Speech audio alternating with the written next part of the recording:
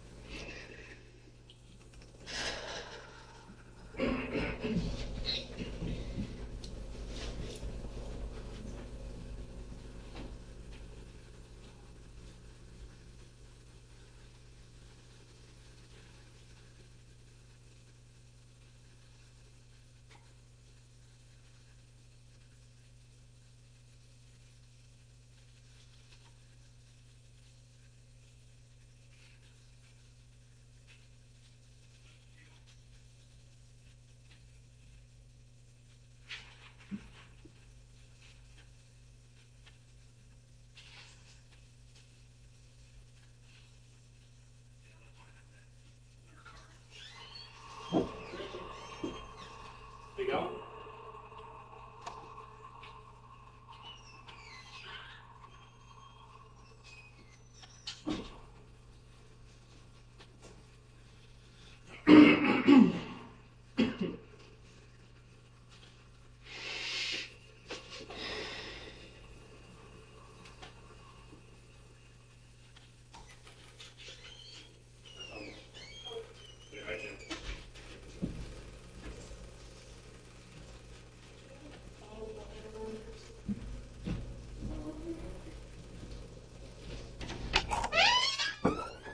Okay, let me get those off you. Let's stand from face down. I'm gonna get you a bottle of water. Thank you. Any chance you could get my purse? Yeah, they'll get that from the house. Will they bring it to me? It'll probably be put in your property. There's water for you. Do you want one for yourself? Yeah, you want one. There you go. I'm gonna turn the heat up in here. Or like, do you have a sweater I can borrow or something? I don't have any sweaters. I'll see if I can turn it off. It's hard to control the heat in this building. That's fine. Sure I don't lock myself in here. Yeah. So you remember me? Of course I do. I traveled all the way up here to come talk to you. Because,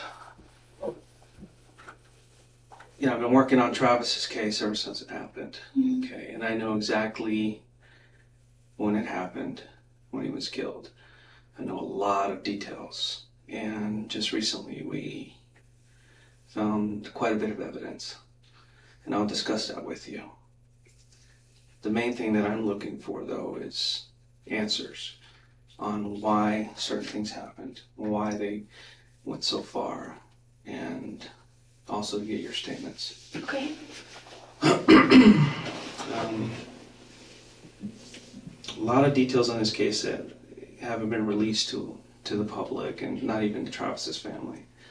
And those details are known only by us and the person who did it. Okay, and that's one of the reasons I'm here, is because I believe that you know some of these details. Okay. And I think you can help us. I would love to help you in any way that I can. Okay. Because we're here at the police department, the sheriff's department here in, was it Siskiyou County? Siskiyou. That's what it's called? Okay. And you're considered under arrest or detained. You're not free to go. And I'm a police officer. I have to read you your rights. Okay. I'm sure you've heard them on TV. I have to read them off this little card here, but they're pretty much the same. And I'll explain them to you as we go, okay? Let's see. This is July 15, 2008, correct? Yes. Let me see what time it is here. It's 10:01. In the morning. This is case number 2008-161-0844. Okay. You do have the right to remain silent. Okay. Anything you say may be used against you in a court of law. You have the right to the presence of an attorney to assist you prior to questioning and to be with you during questioning if you so desire. If you cannot afford an attorney, you have the right to have an attorney appointed for you prior to questioning. Do you understand these rights? Yes. And what I'm going to do is just ask you some questions, ask you what you've been doing, certain dates, what you were up to. Yeah. You mentioned you were traveling on some of these dates. I travel. I want to kind of clarify some of these things. And, if there's a question that you don't want to answer, you don't feel comfortable, you can say no, or you can elaborate as much as you want. It's completely up to you. It's at your speed. I don't want to pressure you. Is this recorded at all, or should we? I don't know if there's a recording or anything. I don't know if these are voice recorders. I noticed them. If they have video, or if they have audio, or batteries, or what. I don't think they're on. Very really cool. It's You okay. still heat still? Yeah, I haven't touched those or anything, but Oh, okay.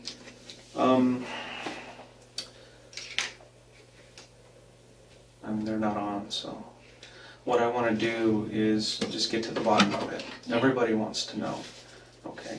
And so I'm going to ask you some questions. You can voluntarily answer them if you want. Okay, is that cool? Yeah, that's Yes. fine.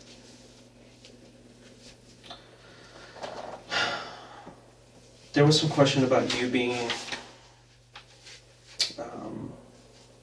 Well, let's start with this. What have you been up to since Travis's death? What have you been doing? Well, I've been working. Mm-hmm. I haven't been really working in prepaid legal. There's not a whole lot here in this marketplace, which is... It's kind of small here. It's small here, and really that could be seen as an opportunity rather than a hindrance, because that just means the market is untapped in a large way. So I could have if I wanted to, but I'm kind of like a deer in the headlights when it comes to prepaid legal. I just have the fear of just approaching people. So I've been working at a Mexican restaurant in the north end of town. I've been kind of in a daze, at least for the first few weeks. Like everybody, Yeah. I know that a lot of people have been posting on Facebook really nice things, and memories. And at one point I was like, well, maybe I should do that. So I posted this thing and I just said all my memories. And I realized looking back on it that it kind of sounded immature. It's more of like my Dear Travis kind of letter. And so I took it down because... More personal?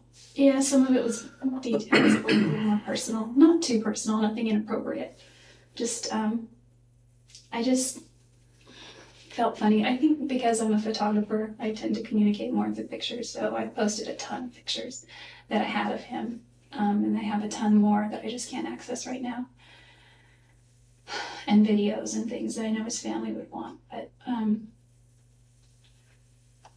so I posted pictures and I took that down, and I posted something last week. But other than that, I've been on Facebook and MySpace a lot, looking at his profile, looking at his pictures, reading things about his obituaries and any news updates. And, there's legacy.com where you can write something about him. Yeah.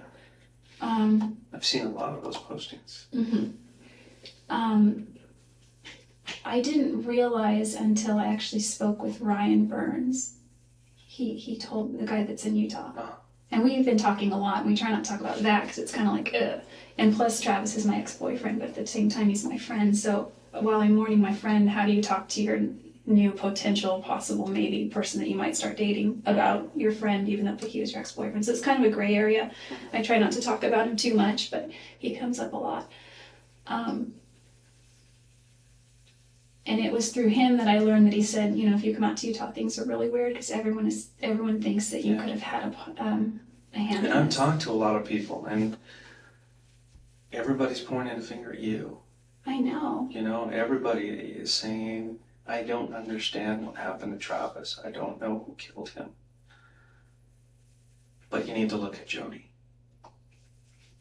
And sometimes the simplest answers are the correct ones. And that's one of the reasons I started looking at you a little bit closer. And over the last month or so, I've gotten into Travis's life, talked to all his friends, his family. I got a really good understanding of who he is now. And I got a very good understanding of your relationship with him. And I'm kind of just putting two and two together. Well, And it kind of matches. So one of the reasons I'm here is to talk to you to figure out what was going on between you two. I know the relationship that you guys had was of convenience sometimes. Obviously you weren't boyfriend and girlfriend anymore, but you were still having a sexual relationship, which... Does his family know about that? Just curious. No, his family doesn't know anything. Yeah. I'm interested in protecting how he's remembered as well. And, you know, he was Well, I'm sure if Travis could speak right now, he wouldn't care what people thought about him, because they knew who he was. Okay? A sexual relationship here or there, because the fact he was a member of the church really doesn't matter. A couple times I asked him. Whole range of things. Yeah. I think in the broad scope of things that could be right.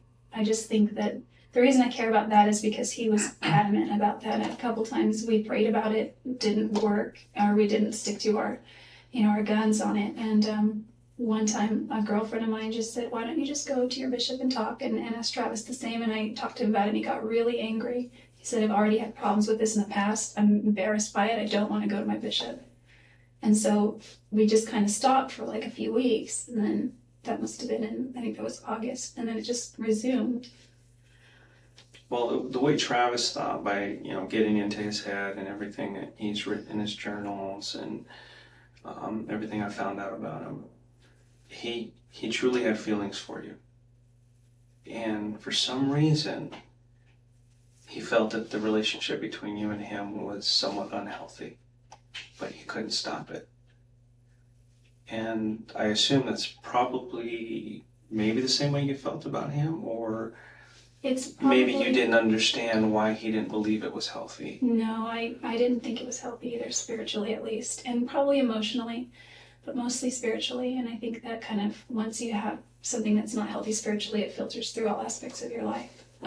It's one of the main, there were three main reasons I moved back to Eureka, and one was I was in financial dire straits. I was not getting ahead.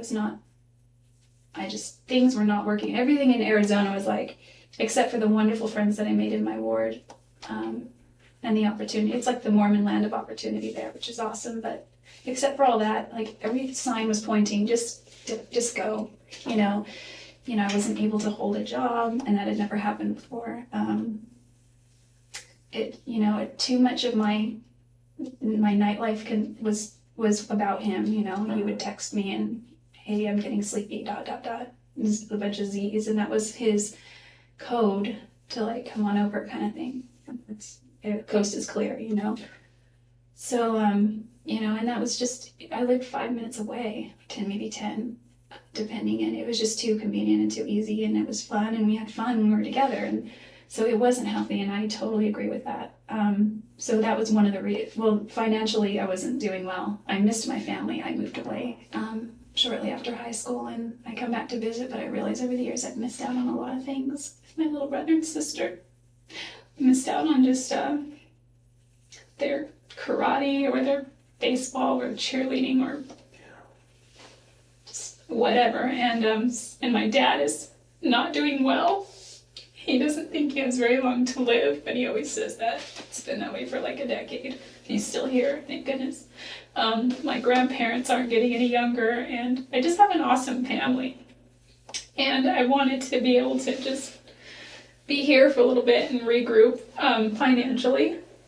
I owe my parents a lot of money, and I owe my grandparents a lot of money, and I owe friends money. I owe I owe my, the guy that I bought a house with, I owe him a lot of money. He doesn't ask me for it, but I intend to pay him back because he really footed the bill on the mortgage for a few months.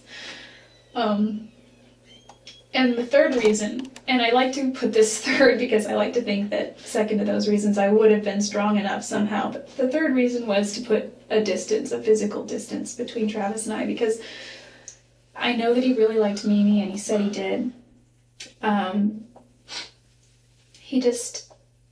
I kind of felt guilty. I mean, I know they weren't dating, but I just felt guilty somehow, and I didn't know Ryan at the time. I met him in March in Oklahoma City, and it was just brief, and I remember seeing him and saying, oh, I really want to go say hi to him, but he was surrounded by people, and he was kind of unapproachable. And he says he remembers meeting me too, and it wasn't until Zion, my friend, texted me, and I think I told you that. I was giving And this is all after you broke up. Oh yeah. Broke up with Travis, everything was all over. But As far as the timeline, we broke. It was kind of a mutual thing, but I sort of more broke up with him. Yeah. It was hard to do because I really loved him, but I just realized that without trust, you can't have anything, and I had violated his trust. Is that the main reason you guys broke up? Is the trust? Trust.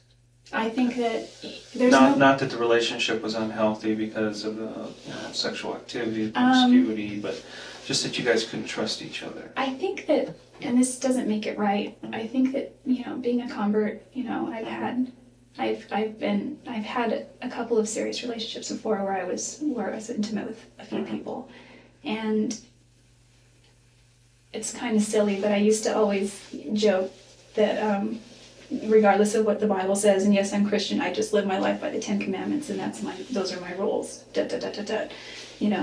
Thou shalt not this or that, but it doesn't say thou shalt not fornicate. So I just used to joke about that, and it's a bad philosophy.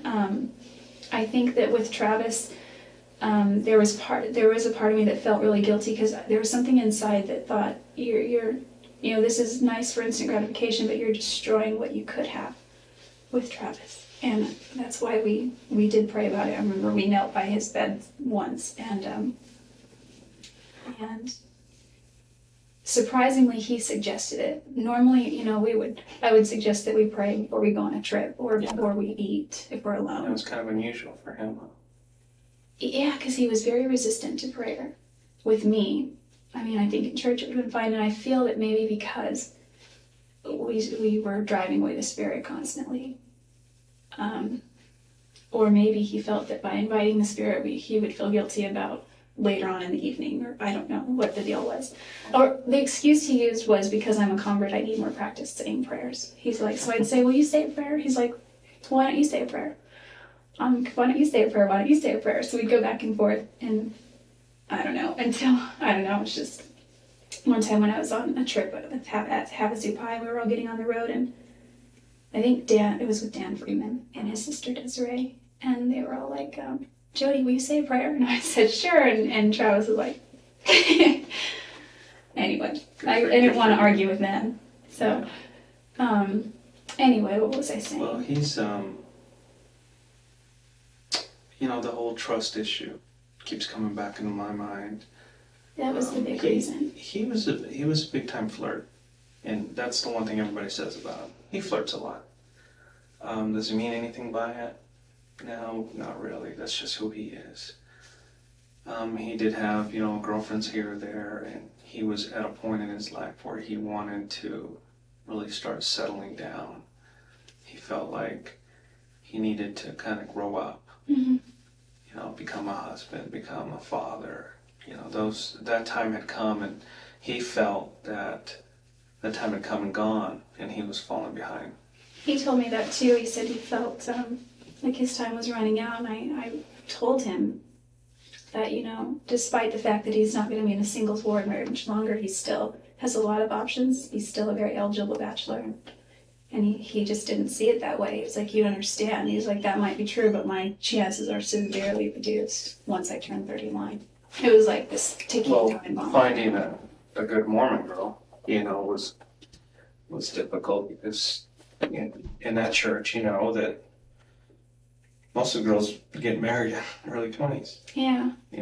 he said he didn't want to marry a girl in her early 20s because he said that he noticed a lot of pattern in the church with girls that married between 19 and 24, so to speak, would they'd start having babies and growing their family, and then they would look at their single girlfriends who were still having fun with no responsibilities, and they would regret getting married. And I think if you're strong in the church, it's not so much a problem, but Yeah, depends on who you surround yourself with, too. If you surround yourself with the right people, it's a different story. But, that's where he was. And did you guys ever discuss possibly getting married or anything? when we were dating, we did. Okay. Once we broke up, he brought it up. He actually proposed to me a lot of times, but he wasn't serious. I think he was serious once, and it was when we broke up. And that was really hard because we were on the phone, and it was just like none of that stuff should be done on the phone anyway, but I was hundreds of miles away. And I told him that I loved him. We didn't say I love you during our relationship, but we said it afterward. It was weird. Okay. I said, this isn't, breaking up with him on the phone wasn't really the way I wanted to do it, but it was kind of a situation that had just come to a point where it just couldn't be ignored anymore. And Well, let's move to after the breakup. oh, okay. What kept you in Mesa at that point? I actually moved to Mesa a few weeks after we broke up. Really? Mm-hmm. Okay. I mean, as far as the timeline goes. But, I mean, if you want to call it our official breakup, shortly thereafter, it's like we were still seeing each So other. you guys were seeing each other, but it was a long distance type relationship. It was always long distance when we were officially dating. We dated from about the beginning of February to about the end of June. So Okay. February, March, April, May, June, about 5 months total. Okay. In June of 2007, you guys broke up, and then June you moved to 29th. Mesa. Yeah, I moved to Mesa sort of. Most few weeks- people, when they break up, they kind of go their I own know, way. the plans were already in order for me to move there. I was already speaking with a friend who was, was going to be her roommate, and I was her roommate for a short time. She's kind of flighty. She's a great girl, though. I had talked to Travis about maybe going to Southern California instead. And he's really persuasive. He persuaded you to stay there in Mesa. He kind of was playing up all the advantages if I did come to Mesa. And if I did, he said, it's a great place. We could still see each other and hang out on occasion. This church is very strong. You'll make a lot of friends. And I already knew all this stuff prior because we talked about that. And so I went ahead and just made the move. It sounded at the time like a good idea. And you guys continued to kind of see each other at that time? Yeah, at the time I was sort of living more across town over by Greenfield. Do you know where that is? Yeah. It was up Greenfield near Broadway. Greenfield and Broadway were the nearest cross streets. And that's where the girl that I was originally talking with, I moved in with her. Yeah, it's kind of far from Yeah. Travis. Yeah. The thing about her, and just to give you a background of why I moved suddenly, she approached me the weekend after I got there and said, hey, she knocked on my door, can I talk to you for a second? I said, sure.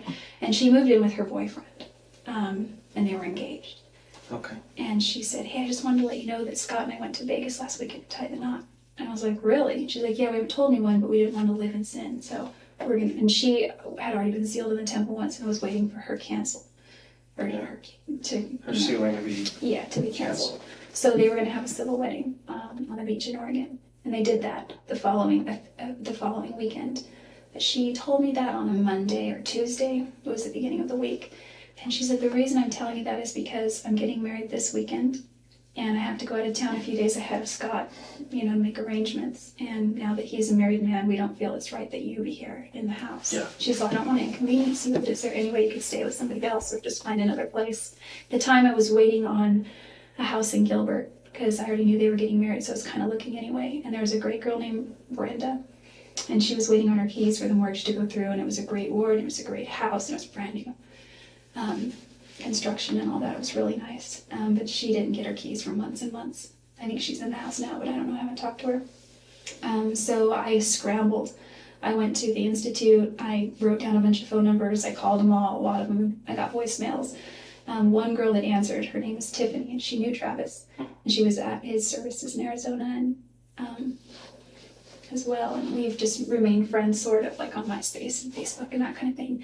But she said, hey, sorry, that's an outdated posting. I forgot to take it down, but go to this website. So ldshousing.net, I went there. I made 3 phone calls for the places that were within my price range. I didn't think to look where they were. The one girl that called me back, her name is Shannon Darricott. She said, here's my place, here's the directions. Go ahead and go out and come see the house. It was available, so we did. No, go ahead. You have to get that? No. Okay. So I moved out there, and when Travis found out it was so close to him, he freaked out about it. And I made sure to check that it wasn't, that we wouldn't be in the same ward. And it was within his ward boundaries, but it was also within another singles ward boundary. So of course I'm gonna go the other one, because it would just be kind of weird. I mean, I didn't know about him and Lisa at first. So I don't know if they were even dating at that time. I don't know what their whole timeline was.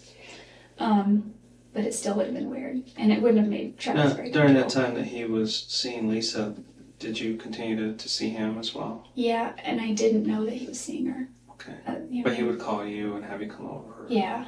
I know there was a time when you, I guess, were cleaning his house too for extra money or something. Yeah, I did He that. hired you. Yeah, I did that because he knew that I was struggling, and he's like, I've been doing the math, and that happened pretty much right on. I think that started in August. He's like, I've done the math, and I feel that I can be more protective. My time is more valuable than X amount of dollars per hour, so why don't I pay you this per hour, and I'll work, and you can make a little bit of money. Okay. So that helped. That makes sense. And that was around the same time frame as the move and back and forth. Yeah, it was like a few weeks after the move. I was still living with Rachel over on Greenfield Okay. before when that started. And he sent me this picture, and he's like, this is your uniform, have it by Friday or Thursday or whatever. And it was this French paint thing. I was like, no. Yeah, that's him. Typical. Yeah. Like I said, he's a very flirty guy, and He is. now, obviously the Rachel relation Lisa relationship didn't work out, and then there was a time period he really wasn't seeing anybody, and then Mimi came into the picture. What did you think about her? And that I didn't know a lot about relationship? her. She seems like a really nice girl. He showed me her picture on Facebook. You know, I don't think she had a lot of pictures on there. He said that he's not sure why, but he's pretty sure that she could be it. And I was happy for him. I didn't find out about Lisa. This conversation you had face to face with him? Yeah, or? yeah, it was in his room. And he had his laptop, you know, just on his bed. I didn't find out about Lisa until after we had this conversation where we decided to all just come clean. And that was quite a conversation. Because I was never unfaithful, but there, you know, when we started dating that timeline around February, the reason I remember February is because he had told me in December, you know, go date other people kind of thing. And so I did. It was January 10th that I went on a date with my friend John for lunch. We just went out and had sushi. Nothing romantic happened. Yeah. We didn't hold hands. We didn't kiss. I think we hugged. And I guess it was considered a date because he asked me and I accepted and he paid for it. And that was in Pasadena. Yeah, if he pays for it, it's a date. Yeah.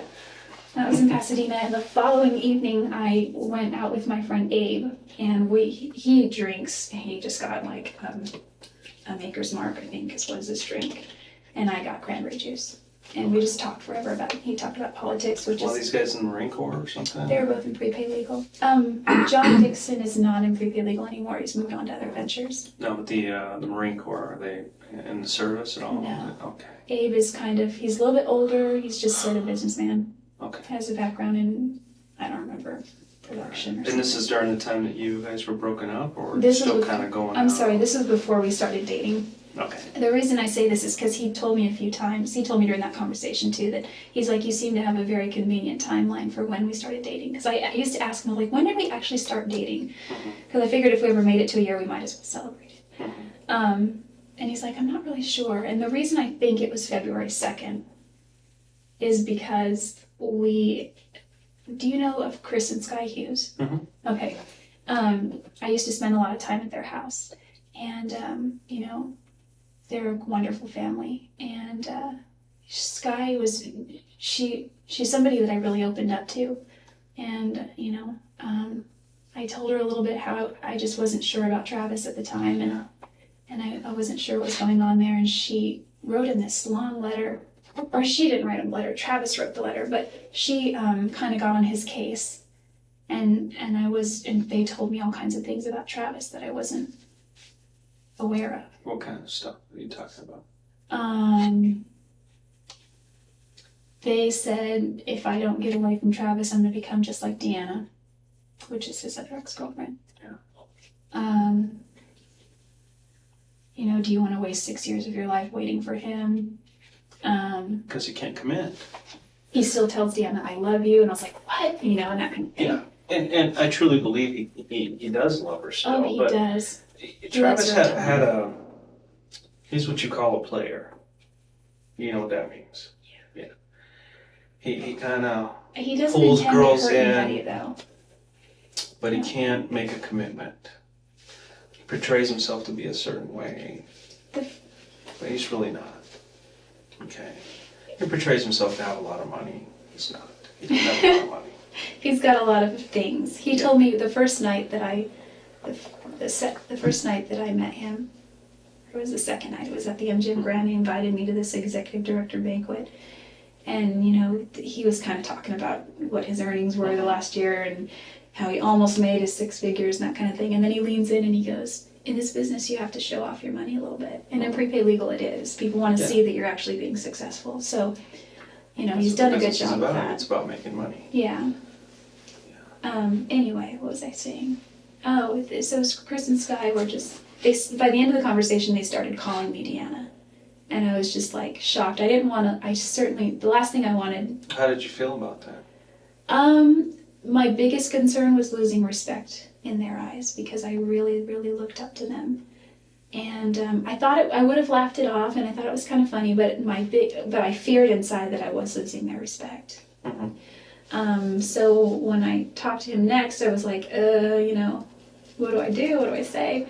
And he ended up writing this long, long, long letter to Sky saying, I just got off the phone with a very reluctant to talk to me Jodi, you know? And she wrote back saying something to the effect like, you know, I wouldn't want my sister to date you. Why do you kiss Jodi in the dark and then act like you guys aren't even together in the daytime? Things like that. That's a good statement because that kind of sums up the relationship that you had with him. It seems like he liked you, he loved you. He wanted to be with you, but he was reluctant to make a commitment first off. And truly, he didn't think that you were marriage material. And I don't know why not. I mean, I see you. You're a wonderful girl. You're struggling. You're trying to make your way through life, and I don't see why you guys couldn't have made it. I think we have very different philosophies on a lot of ways.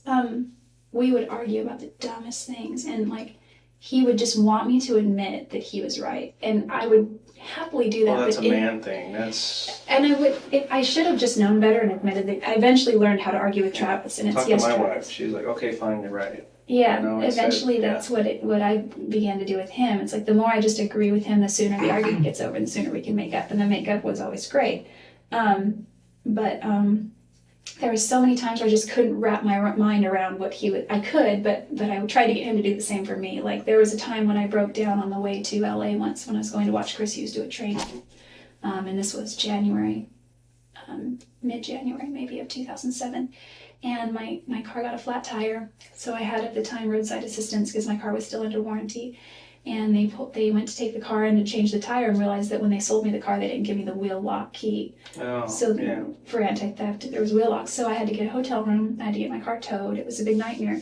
And I was kind of hungry. It was dinner time. It was 7:38, and it was dark because it was January. And the tow truck guy said, you know, there's a Denny's 2 blocks down here, and there's a Jack in the Box there, and he was driving me to the motel. I said, is there an IHOP around? Because I really like IHOP. He's like, yeah, but it's kind of like 5 miles back in the other direction. I was like, okay. He's like, I can drive you there if you want.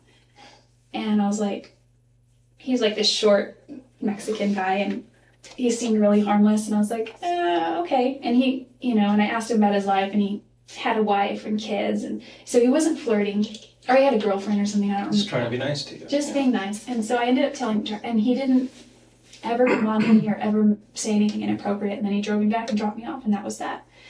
And I got to eat. And so I told that to Travis, and he didn't say anything at first, but it got back to Sky, and Sky was like, why didn't you call me? And then I think eventually that was used against me to establish a pattern that I do weird things like that. So that's something we had arguments about a lot, was he's like, I just think that So you... he was truly upset with you about that. He And- felt a little jealous, but... He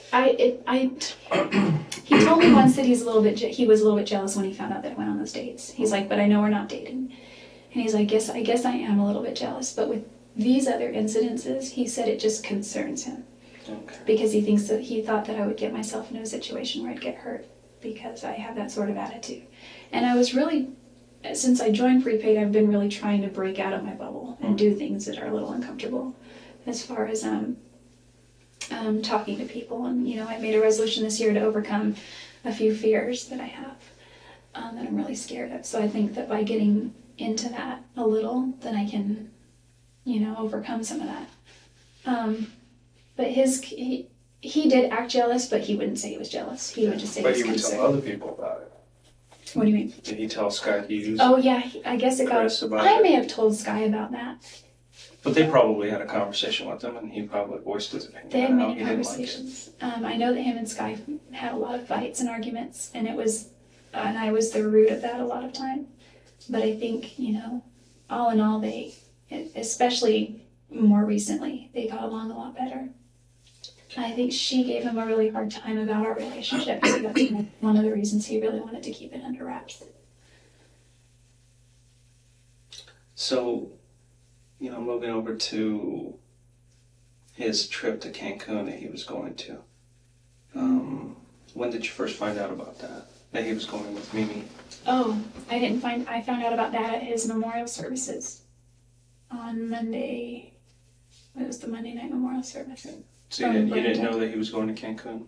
I knew he was going, yeah. Okay. You didn't know he was taking Mimi? I didn't know that. I think that's awesome, actually. Yeah. Well, unfortunately, Mimi had called him a week or two before, and I told him, look, if you want to take somebody else, it's fine, but I have something to tell you. I don't look at you that way. I don't look at you as a boyfriend. If you want to be friends, we can be friends. And that really broke his heart. I know. I mean, he didn't tell me that, but I found out from his bishop afterward when I talked to his bishop. And his bishop did say that Travis really took that one hard, and he said he took it to heart. And he said he realizes that it's, speaking from a bishop's perspective, he said it's because, you know, Mimi is of a certain caliber when it comes to her spirituality, and Travis was just in another He's place. struggling. And that's something he struggled with for a long time. Well, I feel responsible for that partly. Why do you feel responsible? Because I had moved away, but I had participated with him in so many things that kept us both down spiritually for a long time. I mean, if I had just cut ties completely, I could probably be married right now. I could probably be working on my own family. What And kept you him there? too. What kept you to him? I don't understand. Well, moving is expensive for one. So once I was there, I was kind of stuck there. But why do you continue to go back to him? You know what he wants. You know that it's not healthy. But yet you continue to go back. And it brings us to this point where we are now. Okay, I mean... I guess I physically... You keep saying you knew that it wasn't healthy and you knew it was contributing to something that wasn't good. And, I think at the but time... yet you guys continue to do it. Yeah, and part of my perspective now has to do with the fact that I'm going through a repentance process that I've worked out with, you know, with my bishop, and he's given me, you know, certain scriptures to read and ponder and pray about, and it brings me back to where I was prior to all that. I don't know how much I ever really was there as much as I am now, because even before I was baptized, even the 2 days before I was baptized, 4 days. It was on Wednesday, and I was baptized on Sunday, before Thanksgiving. And it was just like Travis and I were making out, and that was prior to, we hadn't gone all the way at that point, but was just too far. And I called him that evening, and I said how it felt different. The first few times was like, hey, that was great, whatever. And then it just felt different this time, and it was right before I was about to be baptized, and I already had my interview, and so it was like, it was just different. And he said, well, yeah, he's like, I feel the same way, and I think that's the Spirit, telling us this, that, or the other. And so I think that by driving the Spirit away so much, you just get into this pattern of I don't know, it was convenient. There was a couple times where I didn't answer his text messages, and he would send me little sad faces, or eventually he would wait, and then he would call, and then he would call again, and if I didn't answer, he'd call 3 times. And obviously you guys kept this relationship hidden from everybody else, and because nobody really knew about it. Well, there were some people who I talked to and said, yeah, they continued to have a relationship even after they broke up. And there are others who were saying that you had become obsessive with him to the point to where you would go into his house when he wasn't there, or when you weren't invited, and he would talk to people saying, she just kind of showed up, and I don't want to tell her to leave, but I don't want her here.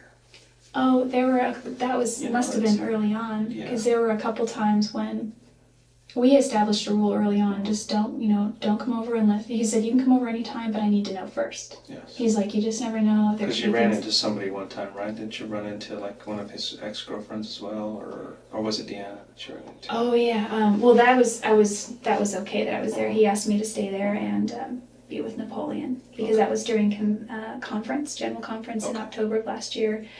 He took a road trip with some friends from his church to Utah, and unless he's going to California, he pretty much leaves Napoleon at home, and so he needed someone to be there. And it's like I got full house privileges. I could sleep in the bed, I could eat food. And I've talked to her, and she said that was kind of an unusual kind of situation. She didn't expect you to be there.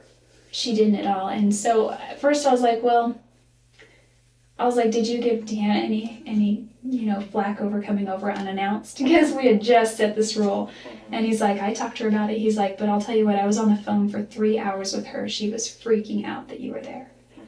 And I think the more people knew about us associating, the more stress we both got from it.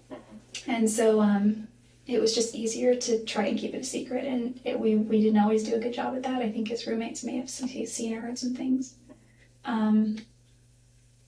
But they were kind of kept to themselves types. So we didn't worry too much about them. There was actually one roommate, John Hepworth, who ended up remarrying his same wife and moved back to Utah. And I was cleaning his house one day, and John told me, he's like, Travis is dating. And I said, okay. And I assumed he was, going on dates and things. He's like, no, he's really trying to date. And I said, okay. And he's like, he's desperate to get married. And I said, I know that's true. And he's like, I just wanted to tell you that because I don't think he's being honest with you. And I was like, okay. So that night, I confronted him about it, and we had a really big fight. And it was also, just a bunch of things were thrown in the mix together. And then he said, listen, I'm not dating anyone. But he was very angry at John for getting into his business. He told John in a very nice way, I think, hey, I know that you probably have good intentions, but just, mind your own business kind of thing. And from then on, I don't think John really said anything.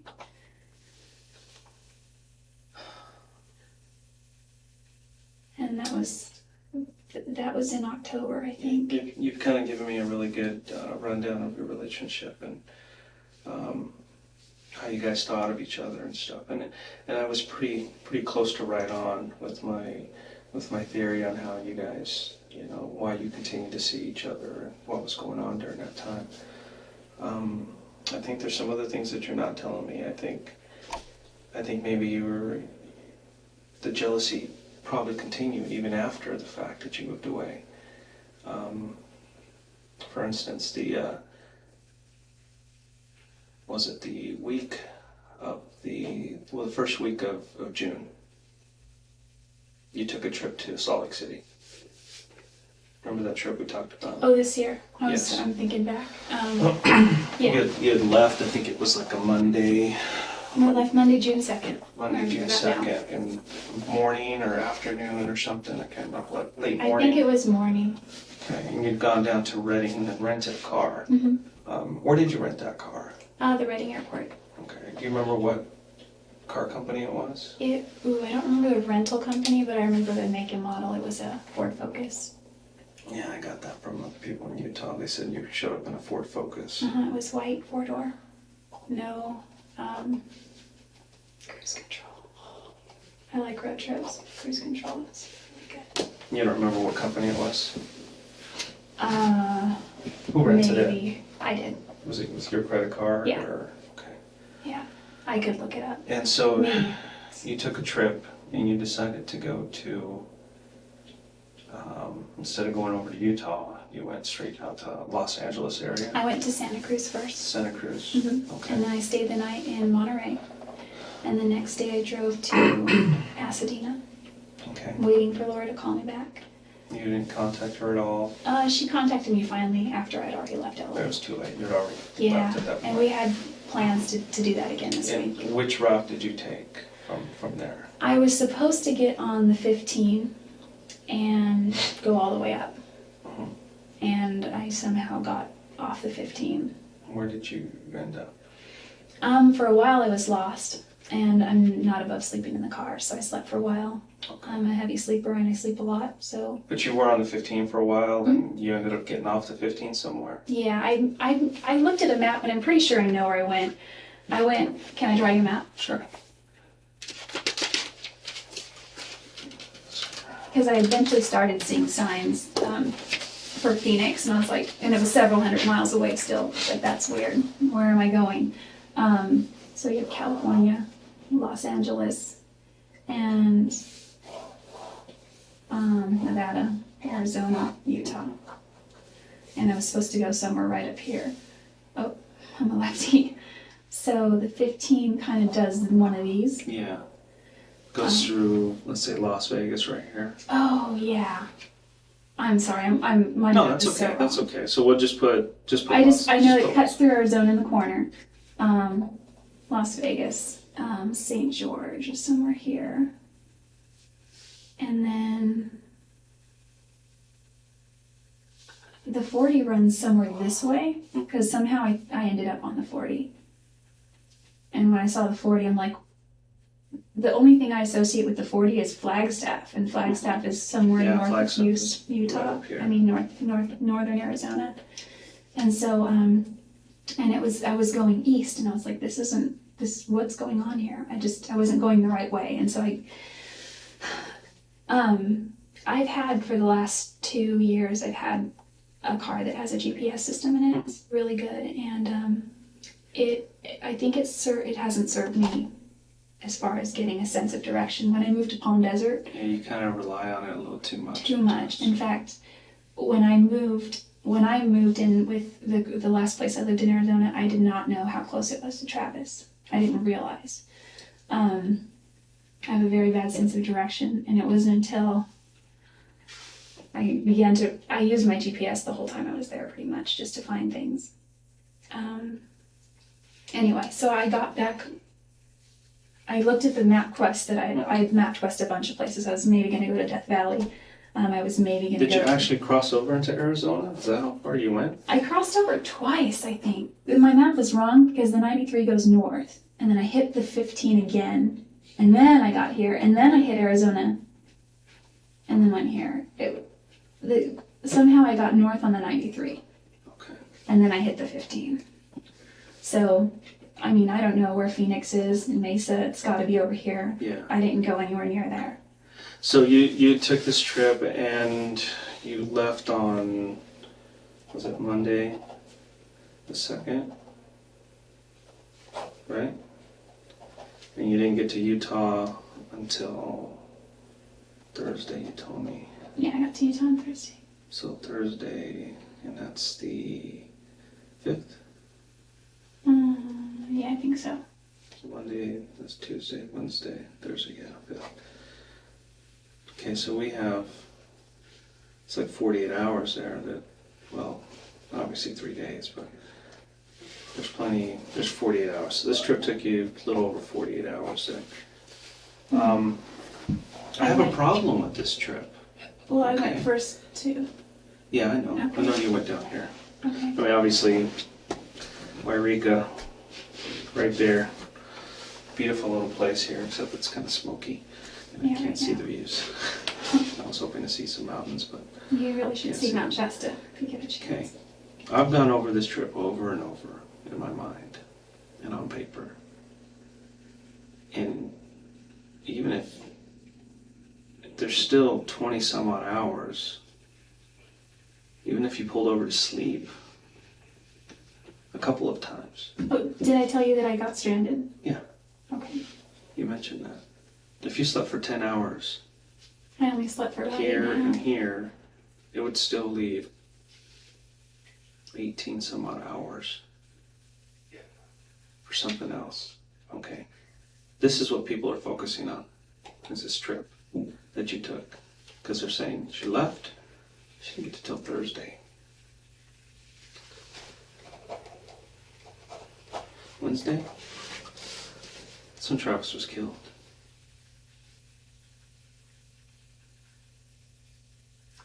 I did not go near his house. Aren't there? I pulled your cell records. Your cell phone was turned off between here and here. Okay?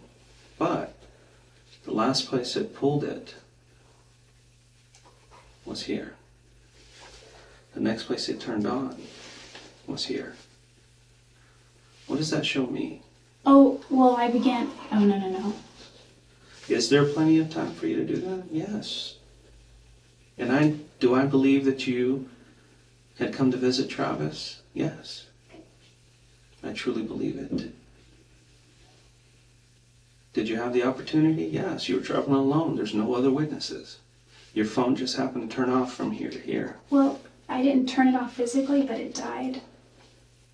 And then it magically, you found your charger here? It was packed under the seat of the passenger side. And it was when I was... When you were lost, you couldn't have maybe pulled over and found it? Or... Well, I did finally start looking when I was stranded. I wouldn't have pulled over when I was lost. Okay, I've been focusing on this and going over and over in my mind why this happened. Why your phone turns off here outside of Los Angeles. What city is that? Because I Going got towards- as far as There's no cities, there's towers. Oh, okay. Well, And there's towers dotted all over this place. Yeah. One tower hit here, the other tower here on the 93. There is no way somebody can get on that 15 and magically get on that 93. Because that 15 goes right through Las Vegas, right there, and continues this way. It never goes through Arizona again. I got off before Las Vegas. Okay. I didn't get The that close. 15, you'd have to go to Las Vegas and then come down south, go through Boulder City. I went through Boulder City going north. Did you cross over the I know. dam? Uh-huh. You didn't think that was odd? You were crossing it over Arizona? Well, after I figured out it was lost by then, and I found the 93 and then found my way back to the 15. And this tower here, it's not just over the border in Arizona, it's quite a distance inside of Arizona that it hit. Because there's a mountain range all along here. And if you're on this side of the mountain range, pretty good distance, that signal's not going to hit Utah or Nevada or California. It's only going to hit in Arizona. Well, I had somehow gotten off the 15 and got onto the 40. Is what happened. Well, the only way you can get on the 40 is if after you cross the bridge or the dam, I think Hoover Dam, I got on the 40 in California. from the 15. Well, like, because I actually began to drive to 10 West.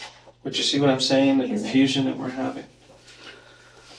And we'll come back to this. Well, I got on the 40 somewhere over here. In California. Yeah, and continued to drive this way. Realized I was not in the right place at all. And then I got onto the 93 North. And then I hit the 15 again. And then I went through Las Vegas and then St. George and then on to Utah.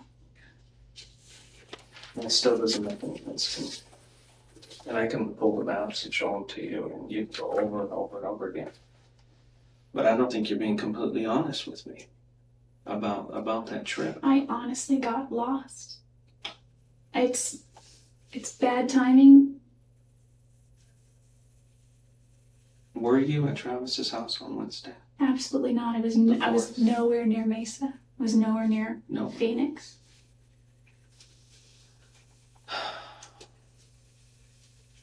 I wasn't even close to him.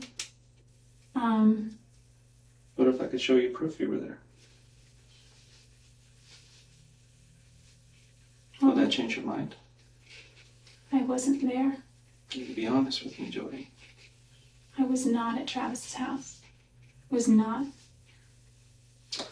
You were at Travis's house.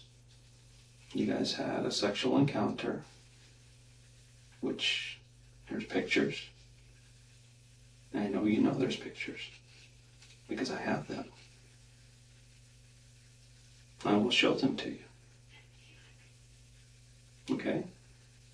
So, what I'm asking you is for you to be honest with me. I know you were there. Are you sure those pictures aren't from another time? Positive. Absolutely positive. The last time I had any kind of sexual contact with Travis was in April.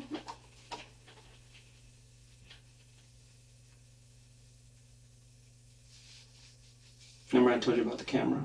Mm-hmm. That camera was damaged.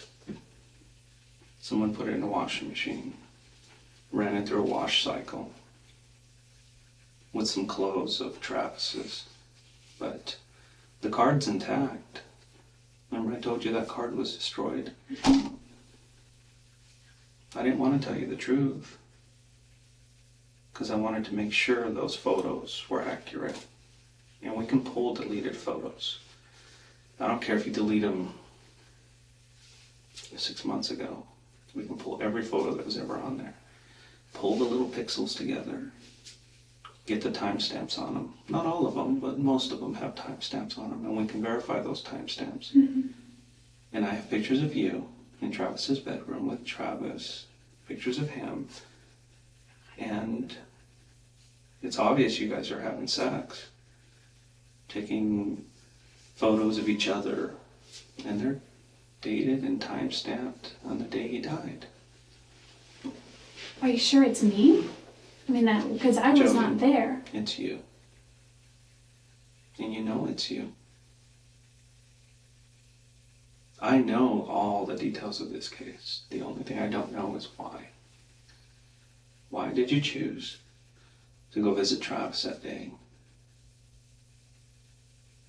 And why did you do what you did? I never Why, hurt Jodi? Travis. You did. You hurt him.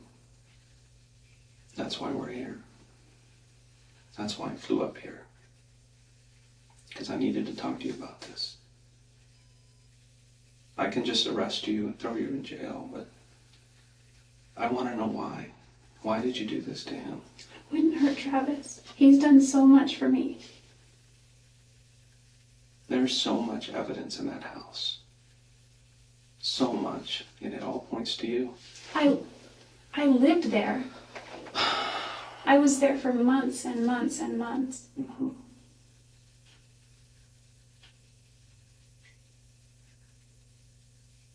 I know you took pictures of him in the shower just before he died. I don't think he would allow that. Mm-hmm. And the camera actually took a couple of photos by accident. during the time that he was being killed. Really? Yeah, Jodi, really. You were there. Quit playing this game. It's time for you to just come out and I didn't tell me. know. I did not hurt Travis. I did not hurt Travis.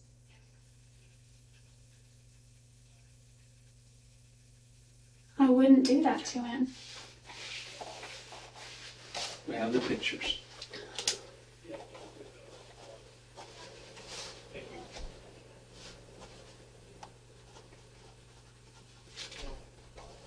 Can I see the pictures? We have your blood at the scene.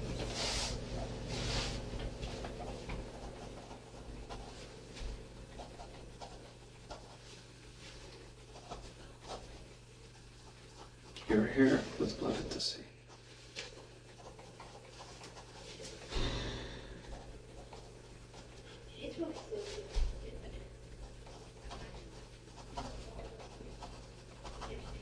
Your left palm print at the scene, in blood. What's going on there?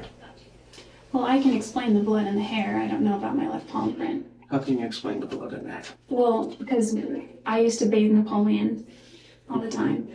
And, You haven't been there since April, right? mhm. Well, He's had the house cleaned several times since then.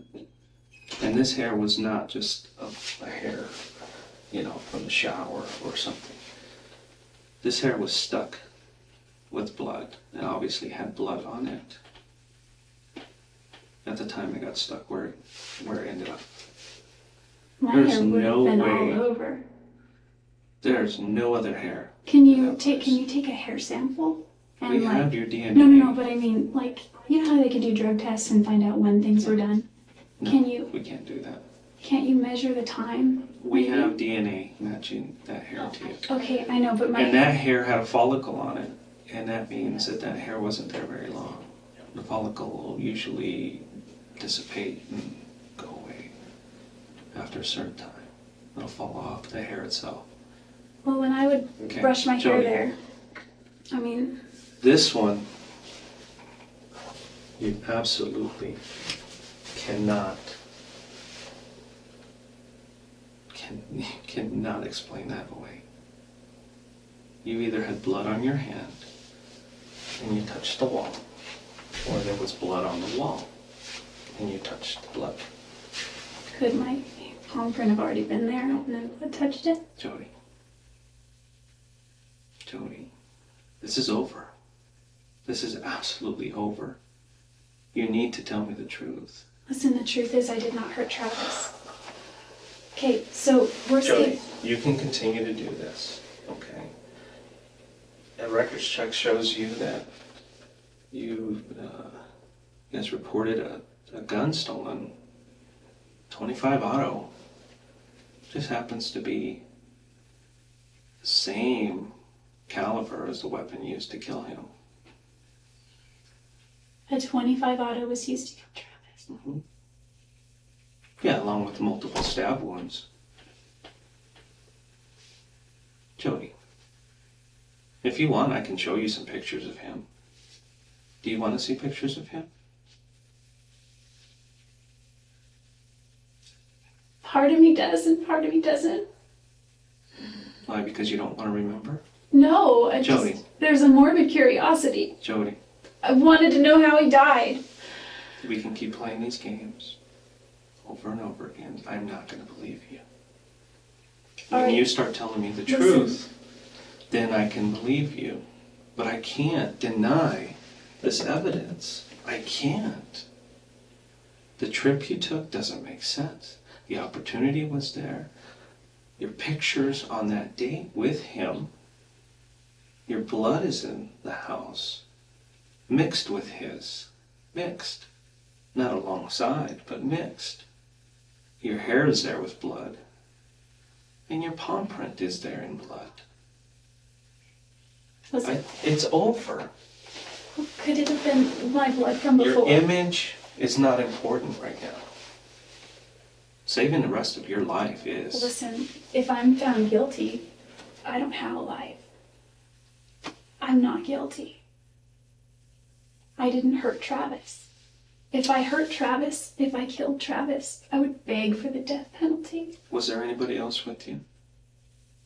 I was traveling alone the whole time. Was there anybody else with you at Travis's house on Wednesday the 4th? I was not at Travis's house on Wednesday. You were? Because that's when the blood was left on, the bloody palm print was left on his wall. I don't know what to tell you. If you were in my shoes and I had this evidence against you, what would you say? If I had that evidence against you, it'd Yeah. be pretty obvious. But I guess being in my position, it just seems so impossible. I'd want to see it. I'd want to know. I mean, I'm not a murderer, but I guess if I were to do that, I would wear gloves or, something. How could I don't know. I know you tried to wash him off. Try to get some of the blood off. Try to clean him up a little bit. But you're even denying the pictures of you being there. There's pictures of you laying on the bed in pigtails. Pigtails? Yes. And I've got pictures of you that I've blown up, and you've got the little mole right there. It's the same one. It's you. It's obvious. I can show you some of these pictures. Do you want to see the pictures? Will that change your mind? I mean, I am curious. Okay, let me take a break and let me go find them. And I'll bring them and show you. I wasn't there. But you need to think about what you're saying. This continuing to lie is not going to help you. Admitting to something I didn't do won't help me either. Okay, let's say for a second that I did. And I say, I did it. I mean... The motive is there. The jealousy issue. But I wouldn't even say it was jealous. I mean, there may have been some jealousy there, but... Then what is it? What caused this? I think if anyone, maybe Travis was jealous, but... That's not what everybody else says. Well, they know he was jealous, but they think that you are absolutely obsessed. Obsessed is the word that they use. That's the word I hear from everybody. Fatal attraction. I don't know how many times I've heard that. Look at Jodi. Jodi had to have done this, or she got someone to do it for him. There's not one person that says anything else. Why is that? That's the perception they have of you. And there's a reason for that perception. Maybe because it's true. And maybe because we kept hanging out. Mm-hmm. But not because it's true. Cause this. I can prove you were there. I can prove it. But what I don't have is I don't have answers on why it happened. Or, maybe something just got out of hand. Maybe things got out of hand. Did you find the gun? Maybe that would... Jodi, we're just playing games here. That gun was in your possession. When did you report it stolen? I didn't even know that there were guns until my grandparents reported it stolen the day that their house was broken into. When was that? I don't remember. It was a few months ago, maybe. What did you do with the gun? I don't have a gun.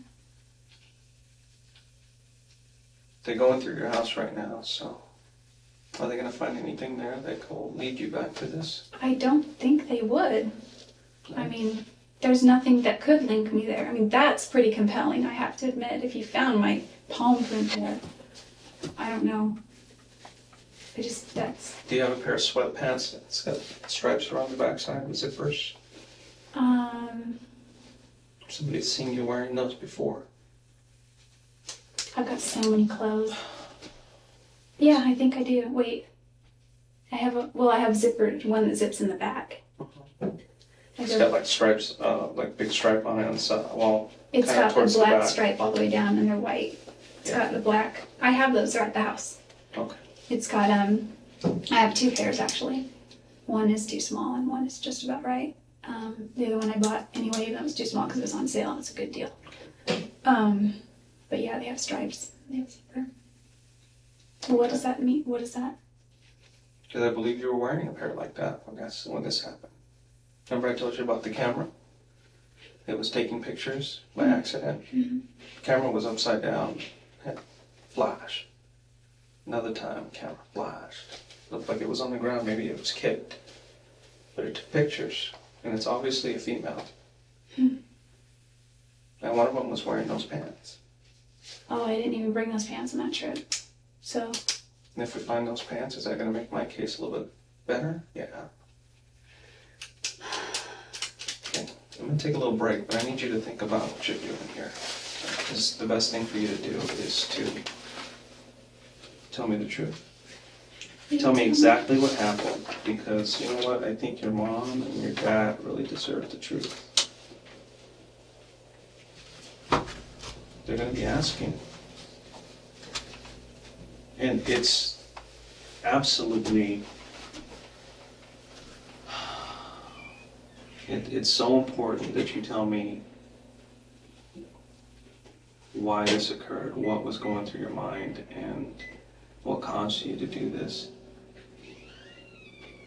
It happened, and I can prove it happened, and there's no doubt in my mind, and there absolutely is no doubt in anybody else's mind who's investigating this, that you were there and that you did this.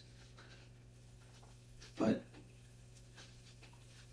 I'll let you think about that, okay? And I'm gonna go look for some pictures, and I'll bring them over, and we'll continue this discussion. Okay, let me go find them. I'll be right back. Detective, I'm not a murderer.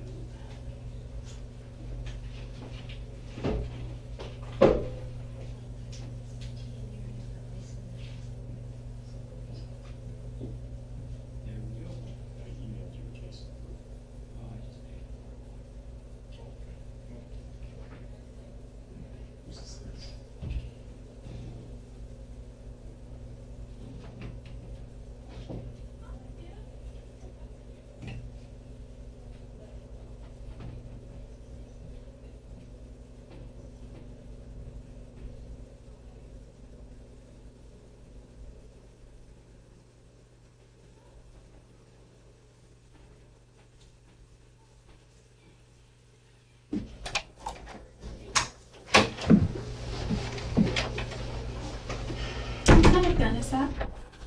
I'm just curious. It's a Glock. I just bought a gun. Yeah, Jim? You probably found it by now. Probably. I was taking it somewhere. These are just a few photos. And I want to be careful not showing you certain photos Please because don't some of show me. them are very bad. So you see Travis's house, right? Remember that? Yeah.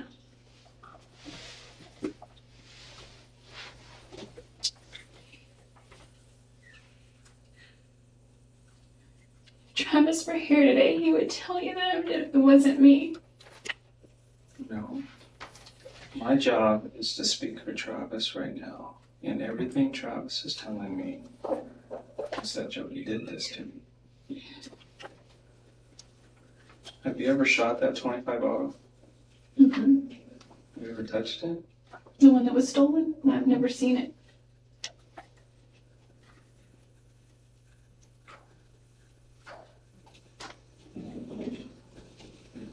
My good grandpa said it looks like a toy gun. Mm-hmm. I don't know what a 25 looks like. I know what a 22 looks like. And I It's know just like a 22, actually. well, the 22s that I saw kind of looked like the ones in the westerns where they had the barrel and the long. You know. But there was another 22 in the store that looked like a toy gun, so it looked like a squirt gun, like a water gun.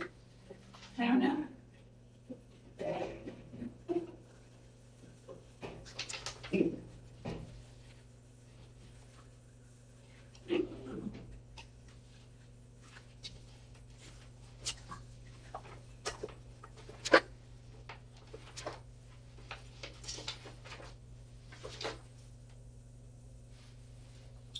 I don't know which pictures to show you.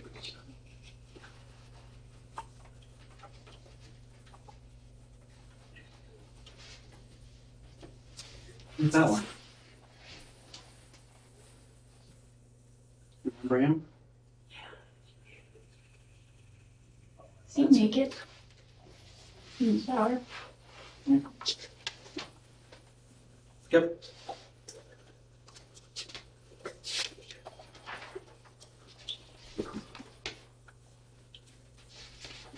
See is this is Travis would never go for that. soon after you and him had sex on his bed.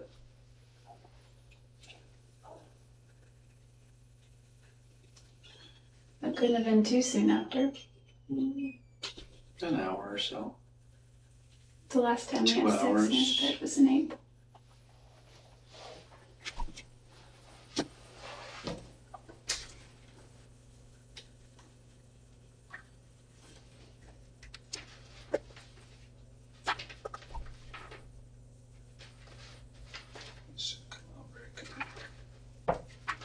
So, copies of actual photos. That's you. I wanted to cover you up because Oh, that's you. All of you. that looks like me. That is you. I'm all right there. Get out of my face.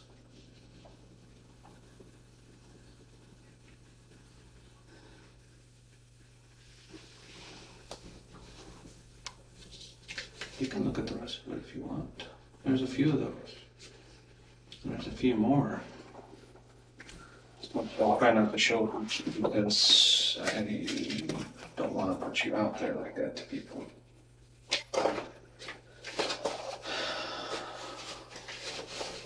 Let's just say I've seen all of you.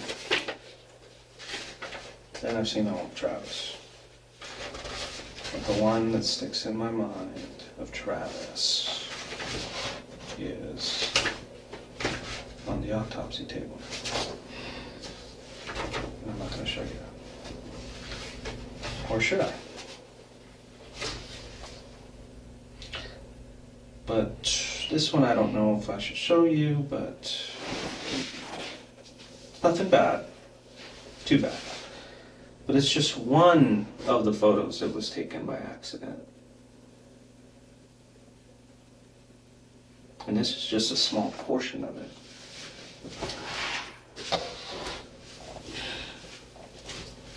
That's your foot, Jodi. Those are your pants. No, it's off color because we had to enhance it and the color kind of changes a little bit. Let's try this. This is his bathroom. That is not my foot. These are your pants. It's a different color, like I said, because we had to enhance it and the color changes. The zipper back. I have both of those pants at home. If these are the same one. I don't have a zipper there though. Not on mine. And this is a black stripe and this is white and the black goes around the bottom too.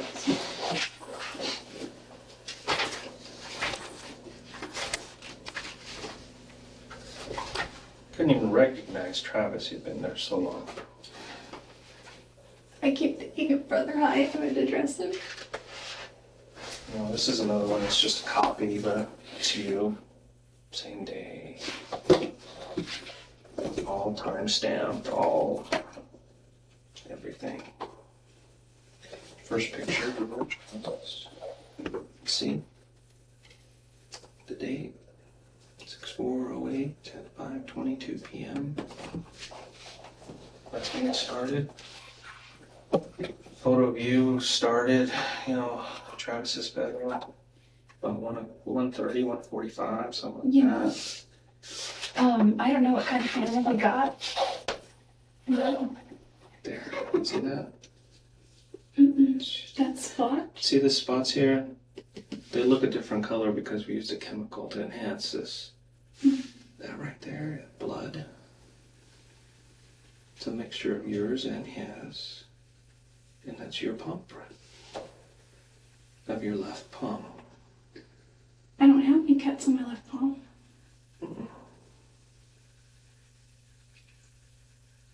Nobody said that your cut was on palm. Do you have any recent cuts that are healing?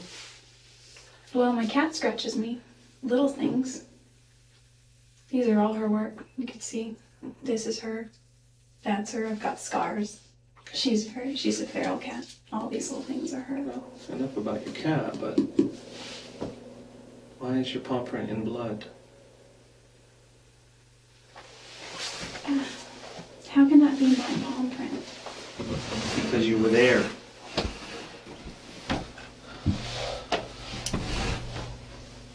What is this?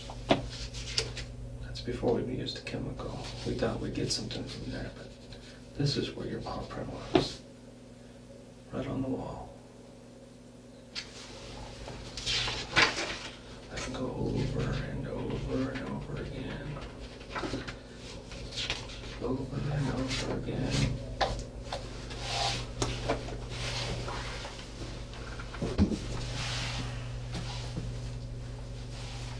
There's no doubt in my mind that you were there. There's no doubt in my mind that you did this. None. So you can go until you're blue in the face and tell me you weren't there and you had nothing to do with it. I won't believe you. I will not believe it. Because Travis is telling me that you did this to him. That's my job. My job is to speak for him. And this is what he's telling me. And I want to know why. It's killing me inside. I don't know why. Like, there's no reason for it. There's no reason why. There's no reason I would ever want to hurt him. There's no way anybody else. He never raped me. Nobody. Never. There's no way anyone else could have left your palm print in blood on that wall. No way. Get that through your head. If I was going to ever try to kill somebody, I would use gloves. I've got plenty of them. Nobody said you were, you had planned this out perfectly. Maybe you were going there to just talk to him. Have a good time with him. Something got out of hand. Even if I were there, and even if I were going there to just have a good time with him. What if I tell you somebody saw you there?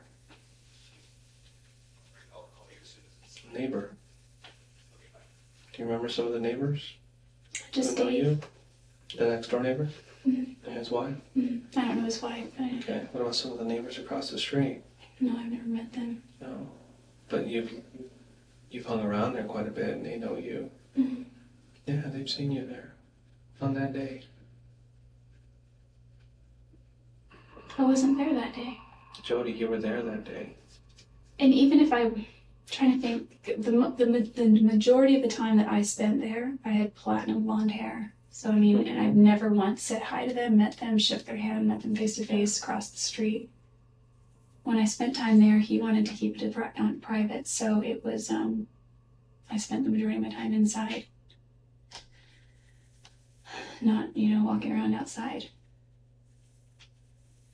Except for a few times when I took his dog. Would they see your car there? Or would you park it down the street?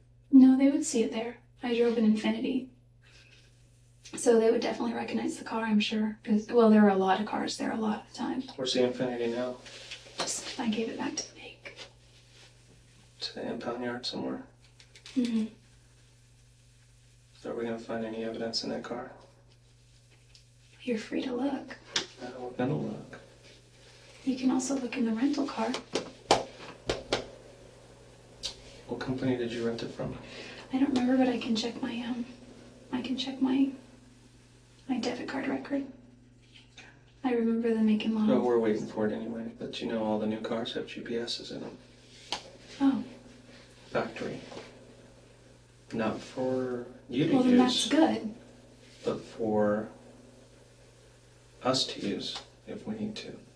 Well then that's good, because I was also going to ask you, I don't know if this is something that you can recall, but a lot of the stoplights in Mesa and things have cameras on them.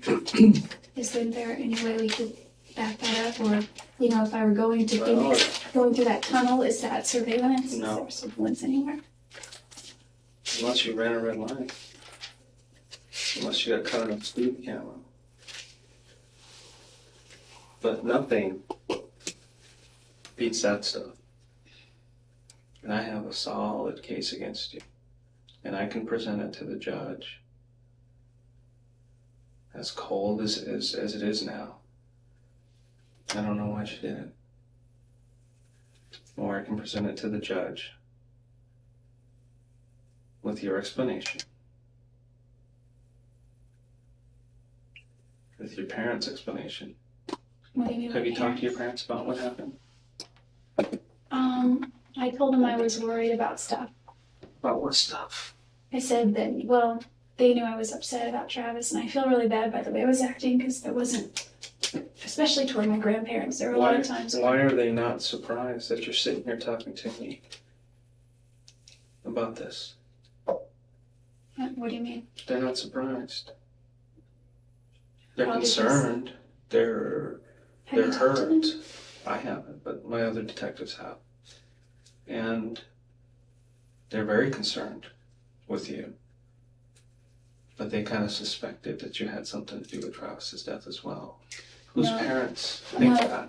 that? That's because I told them that a lot of people were dropping my name, and I said, I'm not worried about it because I didn't do it. I said, but it's hurting my reputation right now, and it's casting me in a bad light. I wouldn't be worrying about your reputation right now. I'd be worrying about the rest of your life. That means nothing. Absolutely nothing. Well, my reputation will affect the rest of my life. So I am worried about my reputation. You're going to continue with the story then that you weren't in Mesa on the 4th, you weren't in Travis's house, you didn't have sex with him that day, and you had nothing to do with his murder. Those pictures are, I don't know, to me, pictures are very compelling. I know that they can be modified, I know they can be altered, and date and time stamps, I don't know, but I think they can be I tampered didn't with. modify anything. I don't think you would. We take absolutely special care what we do. I know. We actually take an image of that card, or let's say you get a computer, take an image of that hard drive and make a copy of it. We don't even touch your hard drive. We just work with the copy.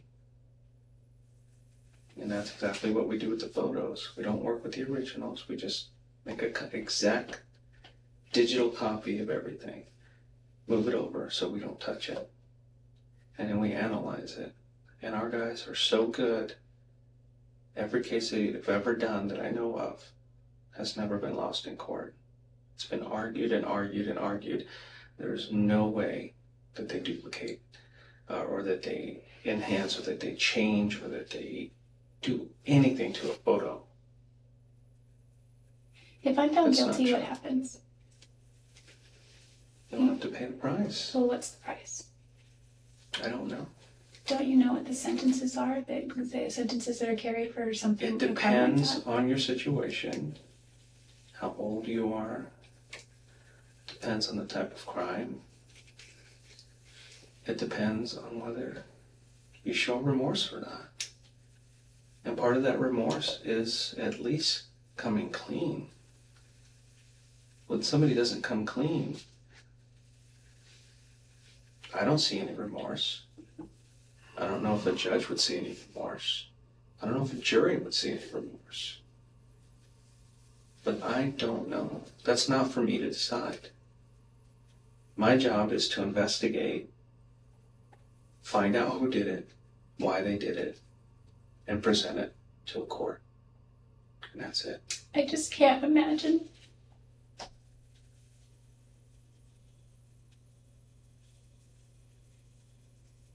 You have something to tell me, but you're just so resistant. I know you're afraid, but you're already going through it right now. There's no backing up. There's no backing up to yesterday. There's no backing up to that day. It already happened. And unfortunately, you're gonna have to face the consequences. If I did that, I'd be fully ready to face the consequences. I'm not really for things like, I'm all for the 10 Commandments, thou shalt not kill. Mm-hmm. Okay. But There's no evidence to show anybody else did that. None. well, I'm just. You think we'd find somebody else's fingerprint if they did that? Possibly. There's something that happens. You keep saying gloves. There's things that happen when people wear gloves. Then we can actually see that, oh, somebody wore gloves in this case. Nobody wore gloves in this case. Nobody. Well, no I'm evidence just of it. saying that if I were to carry out something like that, I would have worn gloves. I bought a whole box of them. Nobody else did this. There's no evidence to show that anybody else did this but you. You were the only one. That is it. And I'm not seeing any remorse. I'm not seeing anything from you to make me believe anything otherwise. You can continue to say, I didn't do it. Well, But you're the kid that got caught on videotape stealing the candy. And you continue to say, it wasn't me. I have the proof. I have the pictures. It wasn't me. I don't think you would admit to it if your own mother saw you do this and she told me, yeah, I saw her do this. You would say, no, it wasn't me. Why won't you admit to it? I just can't. I didn't kill Travis. I just didn't. I did not take his life. Did you have anything to do with the death of Travis? I don't think I had anything directly to do with it, but I feel responsible somewhat for it. Then what can you tell me about his death? You know a lot more about it than I do. When I say I feel responsible, it's because I wasn't planning to go there at all, and he really wanted me to go. And I told him no, and I would have if it weren't for Ryan. And there's nothing really with Ryan and I. In fact, he has been very hesitant to move anything forward because he's not sure about me. He said a lot of people are talking. I'll just tell you that right now. I really wish this would get solved so that we can just put it behind us. Maybe that's a good thing because he's not an active church member anyway. But the reason I feel is because if it weren't for Ryan, I would have folded and I would have just scrapped all my plans and spent all of my days there. But I didn't, and I stood strong, and he got mad and got sad, and he guilted me. He didn't get really mad, he just kind of guilted me. And finally he was like, whatever, fine. We hung up.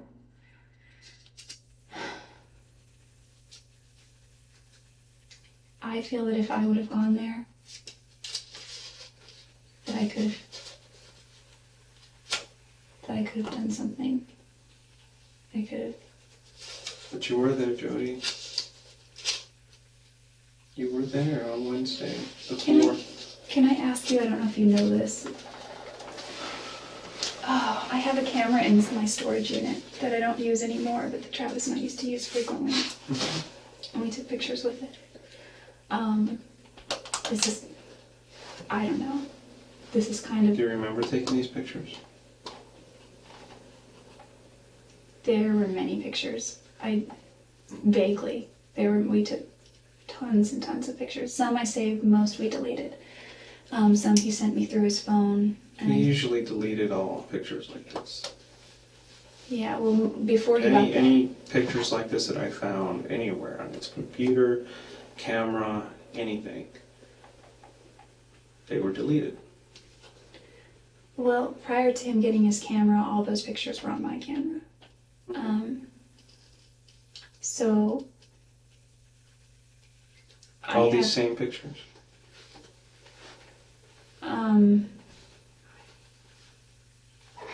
I don't know. We took a bunch the week before I left. We took a bunch over the last 6 or 7 months. We took over last year even when we were still dating, but we would delete them mostly. There were some that he sent me that I didn't delete.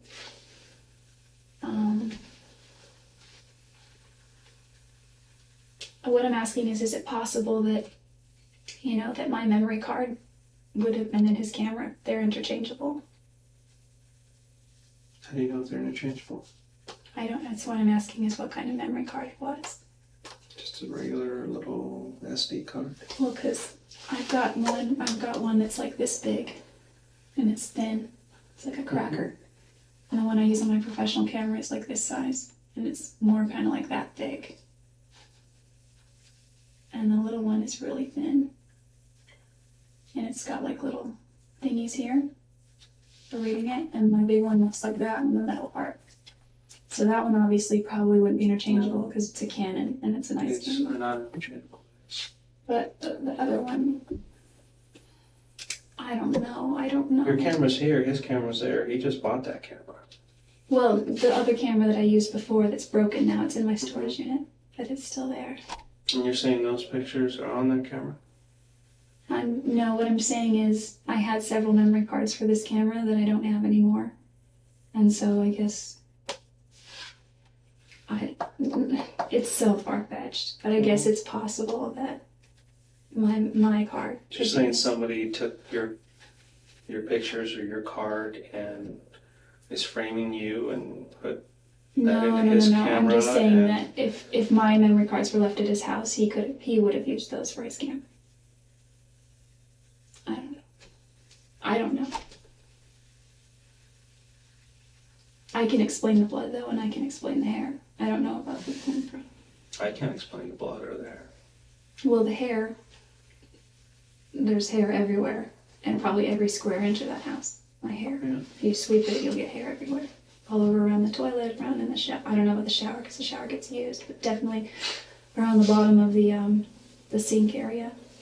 And maybe on the Still doesn't trash. explain the hair to me. It had a follicle in it. You haven't been there since April. There's no way. No way. The blood? No. Well, the Blood is mixed with his, and that's the blood that he bled that day when he was killed. well, Print? I don't know Absolutely if you can not. check how fresh the blood was. No, we can't check how fresh it is, but we can go by where it is. Oh, okay, because I cut myself. When I was, And you're saying that that blood that you cut yourself with back, who knows when, well, was still on the wall in the Oh. exact same spot oh, I don't know. where the bloody palm print was.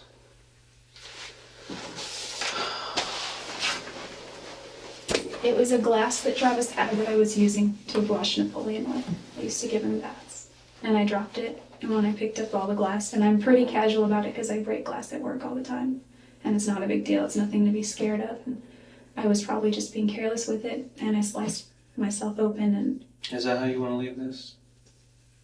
Just these far-fetched excuses on why your blood is there, why your hair is there, why your palm print is there, what pictures are there. I don't know about the pictures. That's how you want to leave this? I wouldn't want to. I seriously would not want to. You need to come out and tell me why this happened. I will not accept any other excuses. I will just move on with my investigation, with my final report, submitting all the conclusions and all the evidence. And we can just let a judge and a jury decide. You yourself said that if you were in my shoes, you would think that I was guilty. We can leave it in the hands of a What about a lie jury. detector test? We can do that, that's fine. Would that help me at all? I mean, you can't use them in court, but Well, then there's no point in taking it. I thought those things can be used. in certain cases. In this case, If you could want, it? I can check. Absolutely. If I passed a lie detector test, would that help me at all? Could help you. They're so weird anyway.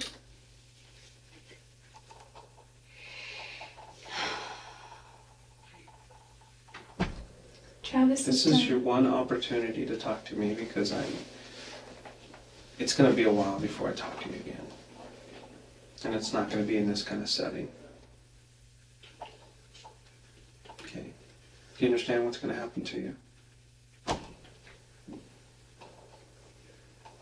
Well, we're going to, since these charges are out of Arizona, we're going to send you through the court system here. And then we're going to ask to extradite you to Arizona from California.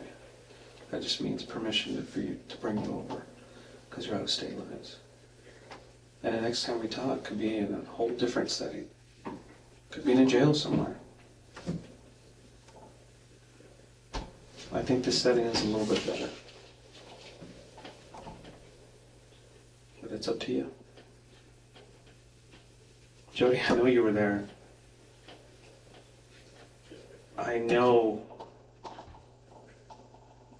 that Travis was either in the shower or just outside the shower when he was shot. And I know somebody who was extremely angry at him took a knife to him and couldn't stop. Couldn't stop. And before you knew it, it was all over.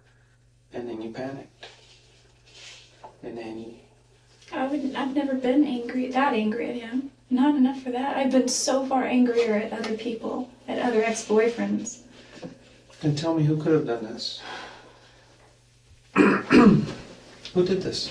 I don't know, but if I go to trial for this, and if I'm convicted for this, whoever did this is going to be sitting very pretty somewhere. Glad that it wasn't them. And it's my job to make sure that an innocent person does not go to jail. But I don't see an innocent person sitting in front of me. When I asked you, I always ask this one question. Actually, it's two. First one is, did you kill Travis? And you kind of hesitated a little bit and said, I didn't have anything to do with it. Then I asked you, similar question. Did you have anything to do with Travis's death? You hesitated again. That's because I feel like if I had gone to Arizona like you Most asked, people would say, no. Did you kill Travis? No. well, I didn't, and I didn't have anything to do with it. Now, do I feel responsible? I've been carrying around guilt since I heard about it. Why do you feel responsible? If you felt responsible, it means you know something else. No, because It means your actions led to his death. Because he always has guilted me. He's always guilted me. And the last So you time feel we somebody talked- else. You feel somebody else killed him. Well, yeah. For what reason? I don't know. I don't know Then that. how do you feel guilty if you don't know the reason? Here's why I feel guilty. One of the last times we spoke, he was guilting me about not coming to see him. And part of my heart still wanted to go see him. And another part just wants to move on and pursue this new avenue, which was in Utah. And there is a tinge of guilt. You know, when he would text me and he would say, hey, want to come over and make out or want to da-da-da.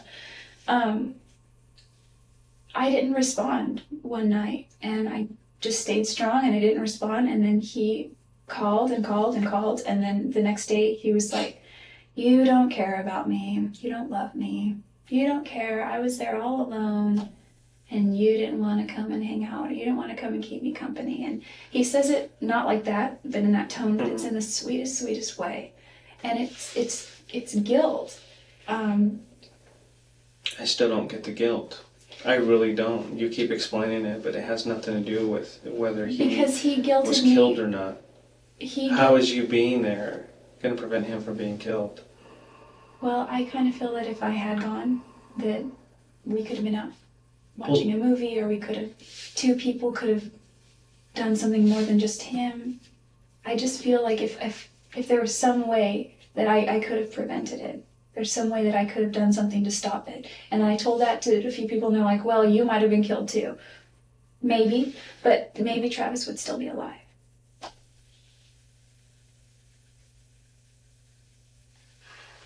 Travis has done a lot for me, and I wouldn't hurt him. He introduced the gospel to me. I have proof that says otherwise, Jodi. I can't deny that. I can't deny that proof. And that proof is not pointing at anybody else. Nobody. Nobody in this entire world except you. Nobody else was in that house that day. Except you. You were the only one. You and him, alone. I didn't even go to Mesa. Can you check the GPS in the car? Yes, we will check that. If it's, and if that comes back and I've looked at the map, and the way that you're saying you travel, there is no way. When the last road trip Travis and I went on, we drove to Utah. We drove to Oklahoma City from Mesa, and one of our stops on the way was Roswell. He drove all night, and I slept. And then after Roswell Museum, it was my turn to drive. And he's like, just get on this and drive 98 point something miles, and then we should be there. So I got on the road, and I drove 98.6 or 2 or whatever miles it was. And I woke him up, and I said, I don't think we're here. And he woke up and looked around, and it was just like rolling fields forever. And I drove completely in the wrong direction. And I'm not saying, I'm just saying I have a poor sense of direction. I got totally lost. I know maybe that's just bad luck. I got totally lost. So even if you got totally lost, it doesn't explain all that time. It does not. I mean, if you went 4 hours here, 5 hours in the wrong direction, it still would not explain at one point that I time. wasn't going anywhere because I ran out of gas. I was totally stranded. I was sitting like a sitting duck, and that's when I began. It was a little bit warm, and it wasn't too hot, but that's when I read for a little bit. I already slept, and that's when I just started looking around the car and organizing stuff and getting trash together, and had a couple bites to eat from snacks that I had. And when I was cleaning out under the seat, I found my phone charger, plugged it in, powered it on. There was no cell phone reception anywhere. So you've never seen his camera? His new camera? I don't know. He described it. Did you ever touch his camera? I've never seen it. Okay, so there's no reason your fingerprints should be on it. Mm-mm. Okay. Because that thing's off at a lab right now. And they're hopeful that they can get some prints off the camera. Okay. And if your prints come back on that camera, what are you going to say? Well, they won't come back on it because I've never touched it.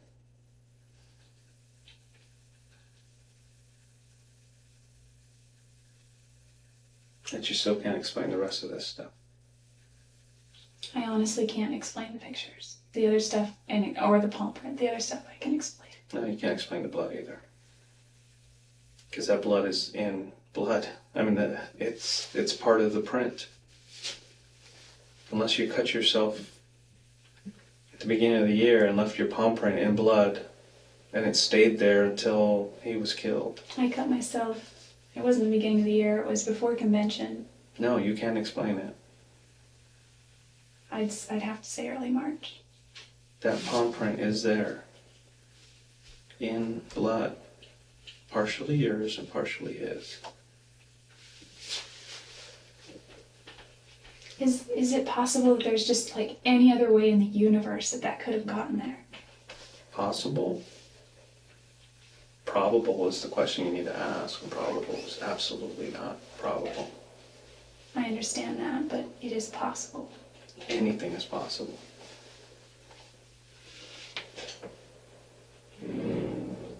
That is very compelling. That's why I'm here. That's why I traveled here. Because I came here to arrest you. And get an explanation from you. That's the second reason. And since you're not giving me an explanation, I guess we'll just continue with the I just have first no reason to hurt Travis. You do have a reason to hurt Travis. What would my reason possibly be? There's a whole history of you two. But and everybody knows it. I have a whole history with other guys that go Why back years. is everybody saying that you had something to do with his death?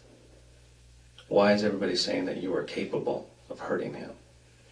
Everybody says it. I don't know why anyone. So don't thinks tell I'm me that capable. you're not capable. I don't even hurt spiders. Have you ever had any anger issues before? Never in your past? I've had arguments. Travis. Well, everybody has arguments. I'm talking about anger. Just absolute anger. Where you lose it sometimes. No, I had a nervous breakdown once. You taking any medication or anything? Mm-hmm. Nothing. Well, I had a nervous breakdown when a boyfriend and I were arguing once, and he began to argue with me in a way that was totally different from how we had ever argued before. And he was just like, every time I'd say something, he was like, blah, blah, you know. Mm-hmm. It was kind of weird. Like every time I tried to formulate a thought, and I was just sad and I was crying, every time I tried to formulate a thought, he would interject and twist it. And it was like the weirdest psychological thing that had ever happened. And the way I reacted was I went into my room. It was the guy I bought a house with. I went into my room and shut the door. We had separate bedrooms. And I was in his room and went down the hall into my room and shut the door, and I just remember hyperventilating. And that's all. And I was crying. And then I went to get something out of my car. And when he saw that, he maybe thought I was going to leave. So he asked me for the key to his truck and pulled behind my car because he thought that because I was so upset I shouldn't drive anywhere. But I mean, that's, other than arguments, no anger issues.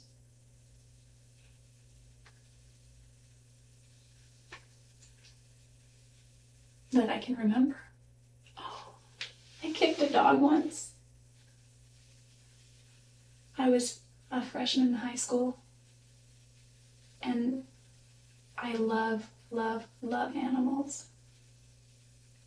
And we had this dog, his name was Doggy Boy, and my parents, until this dog that they have now, have never been able to, and I don't mean just them, we as a family have never been able to care for a dog properly as far as give it attention and take it for walks and be consistent.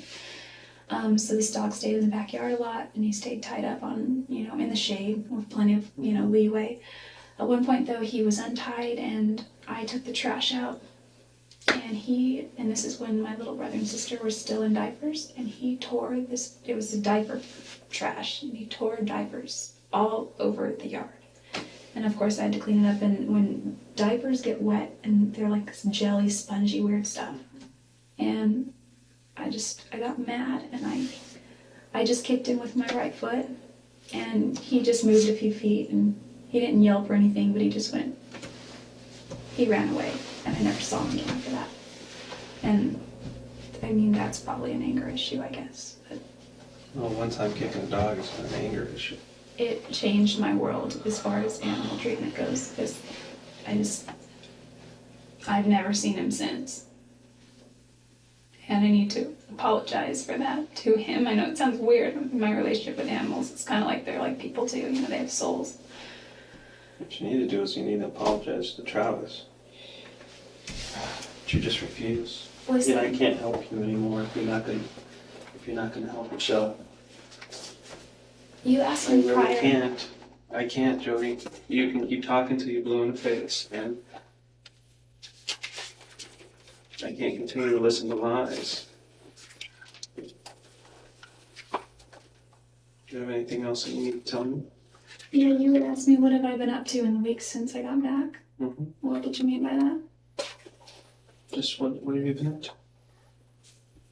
Because I know this day has to be weighing pretty heavy on you. I've been trying to put his death behind me. If I did anything that had anything to do with his death in any way, It's not if to me. I wouldn't. It's not if. It's not if at all. Well, to me it is. I would be more than remorseful. Is it maybe something you're blocking out of your head? I don't think so. I mean, I tend to write everything down. I just finished the book, The Road Less Traveled, and he said, the true definition of sanity is dedication to reality at all costs. So I think at times, you know, I may have, you know, prayed or meditated upon a certain way, you know, like me being wealthy or something like that, but Well, this is definitely reality. We are sitting here inside of an office, the sheriff's department, and you are facing first-degree murder charges. what is the And you difference? are going to be booked into jail, and eventually you will be brought back to Arizona, and you will stand trial. That's the reality. And once you realize that, I think you'll be better for it. And if you really wanted to embrace reality, you would sit here and explain to me why this happened. But you refuse. You refuse to embrace reality. Why. I don't know why he was killed. I don't know why. I had issues with Travis. If anything, he had more issues with me. I've had worse issues with other people. They're all still alive. I'm still friends with my ex-boyfriends. They're all still alive. You know, I've been doing this a long time. And there's one thing that I can never get out of my head. Ever since the first day I talked to you. There's an old saying that, you know, someone's just not acting right. Look into it. You have not acted right from day one. From day one when I talked to you on that phone, I just sensed that you weren't acting like somebody who used to love this guy, or who still loved him, even as a close friend. And even now, when I told you that I have all this evidence against you and that you're facing first-degree murder charges, you're just not acting right, Jodi. You're acting like somebody who's guilty. How so?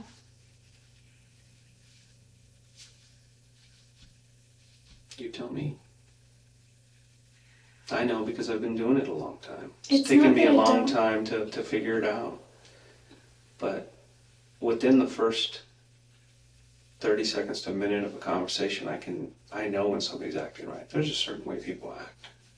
How did I act Okay, that would it's not make you like- think? It's not like TV. It's not anything like that. It's not what you see in the movies. I see reality. When I accuse somebody of committing a heinous crime or, you know, something very serious, reality hits in and they definitely act a certain way. And that's not you. You act just like everybody else who I accuse of doing a crime, who did it. There's no other way to tell you. Is it because I'm not crying? No. It's not because of that. What is it? I mean, I'm not going to change how I act. No, so obviously it's you not- can't change the way you're No, I acting. mean, I am who I am. Okay, you're sincere in the way you're acting, but Well, how is you're just not telling the truth. How is it different? Well, it's not really something you need to focus on anymore. I think you need to focus on the truth, but it's something that you refuse. So if you don't want to continue, then we'll just move on to the next step. Listen, it's not that I didn't love Travis, and it's not that I don't still love him, but I really needed to move on. Mm-hmm. And the last... What prevented you from moving on? Nobody was preventing you from moving on. Well, the only person preventing me really from moving on was myself. And until I made that step and I moved back, I moved away, and we communicated gradually less and less and less. And I was fine with that. I haven't found the man that I want to marry, the person I want to spend my life with. But in my mind, Travis did, and I was happy for him. And I thought there was also a part of me that felt, if I stay, I'm going to jeopardize that for him as well. We both deserve to be happy. We both deserve to have, be married in the temple. And that's where he wanted to go. So, I didn't know that Mimi didn't feel that way. I had never spoken to her except at church when I came down to Arizona. It was really brief. And it was the bishop who told me that, she had essentially turned him down. And the last few, now that I think about it, he was really just in his attitude and stuff. And I just thought maybe that's just because we're just beginning to more distance ourselves. And, he still had his trip planned to come up here.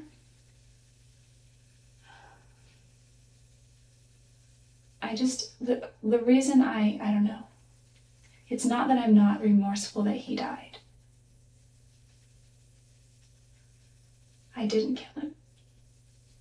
I didn't take his life. Did you have anything to do with it? I have nothing to do with his death at all. At all. The reason I hesitate is because maybe this is something that's wrong with me psychologically, is I think of the butterfly effect. And it's like, you could say that the guy pumping gas down at the gas station could have potentially, because you see all these movies, these funky movies where it's like this affected this, which affected this, which affected this, if he had never done this. I know if you had never met him, you probably would still be alive. That's true. Yeah, but that's because you killed him. No. Jodi, you did. I did not. Jodi, you can't convince me otherwise, unless you come up with more proof that you didn't. But I can't prove that anybody else did. No, it couldn't have. Well, what about if the car comes back that it was never even in that area? It still doesn't negate the fact that we have this other evidence.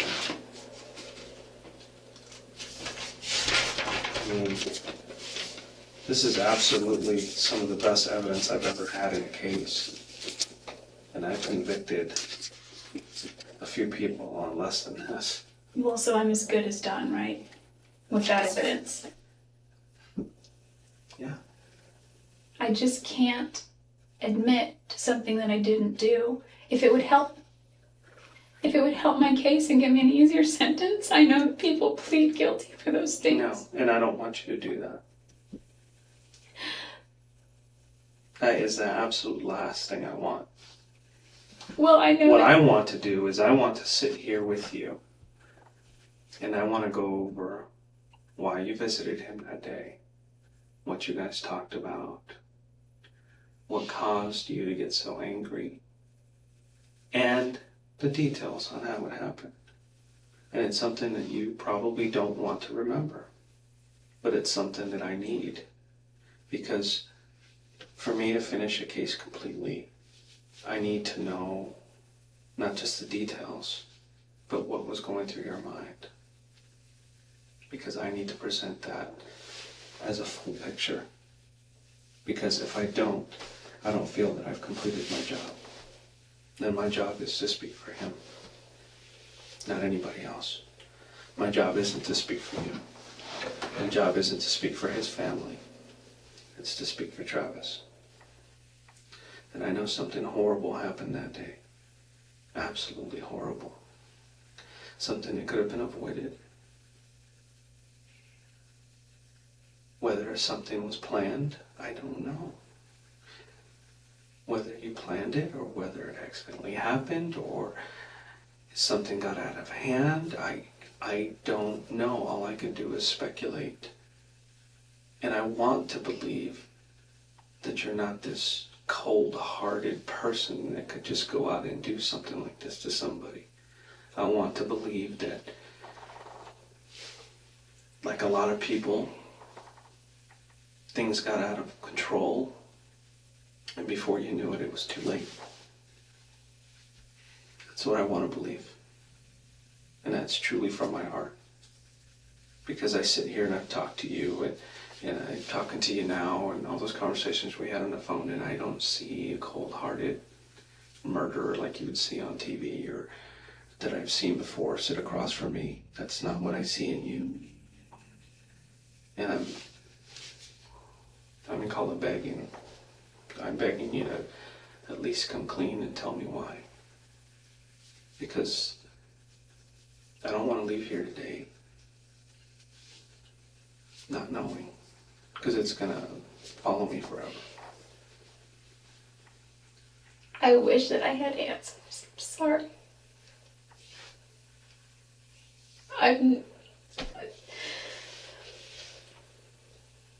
You need to just let the answers come out. There's just no reason. There's just no reason. There's no good reason why this happened. There's never a good reason why somebody dies like this. How many times was Travis stabbed? More than I want to remember.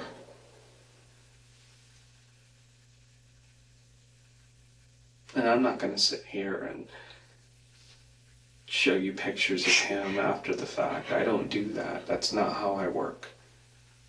That is not for me to do. But eventually those photos will come out. Jodi.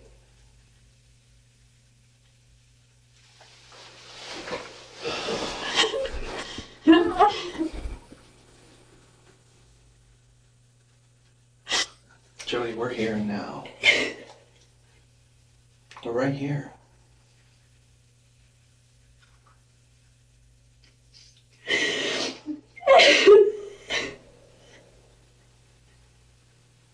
I think you're feeling the reality in the moment now.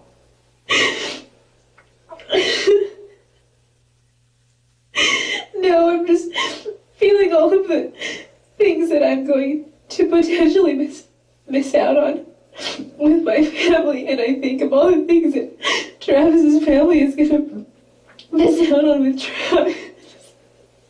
And he had brothers and sisters, and I have brothers and sisters. And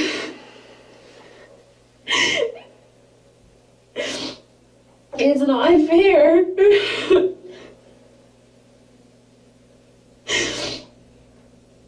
It's not fair, but this is where we are. I mean, I know that he's in a good place, and I know that he's fine. I know that he's doing great.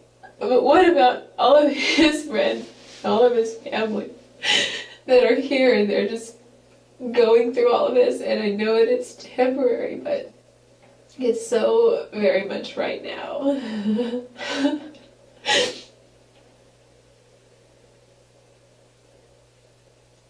There's just no reason I would ever want to hurt him. Or whether you wanted to is a different question. I'm just saying. I don't think you wanted to. I really don't think you wanted to.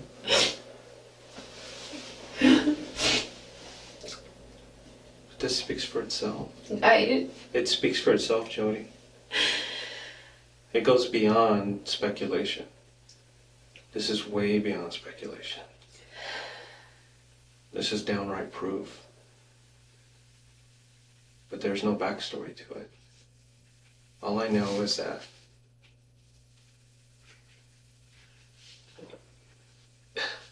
need a story or else it's just cold. It's so cold. You don't look like the person that would plan something like this. You're just not that person. I can believe other things, but not that. But without the truth, I can't paint another picture.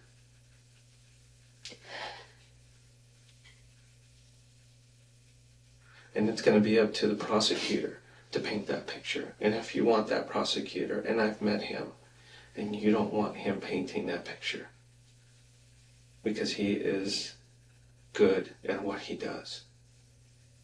I've worked with him before. And you allow him to paint that picture for you, it's not going to be good. It looks like you don't really need anything. It just looks like, I mean, it looks like you don't even need a good prosecutor anyway. So, I mean, You're right. I have to maintain my innocence. I can't admit to doing something that I haven't done. Part of me wants to cop out and say it. No. Well, If you're gonna cop out, it's because you're telling the truth. well, that's not really copping Okay. out. Yeah, I don't want you to sit here and tell me a lie to appease me. That is the worst thing you can do for me.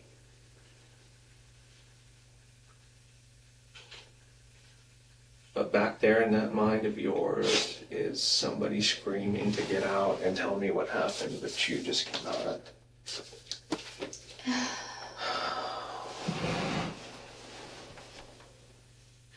He has done nothing but, I mean, except for some mean words that he said. I know. People have said worse to me or just as bad. Except for that, he's helped me, he's given me money, he was selling me his car on the Then why? easiest, Then why, lamest Jodi? terms Why? ever. There's no reason why. It just happens.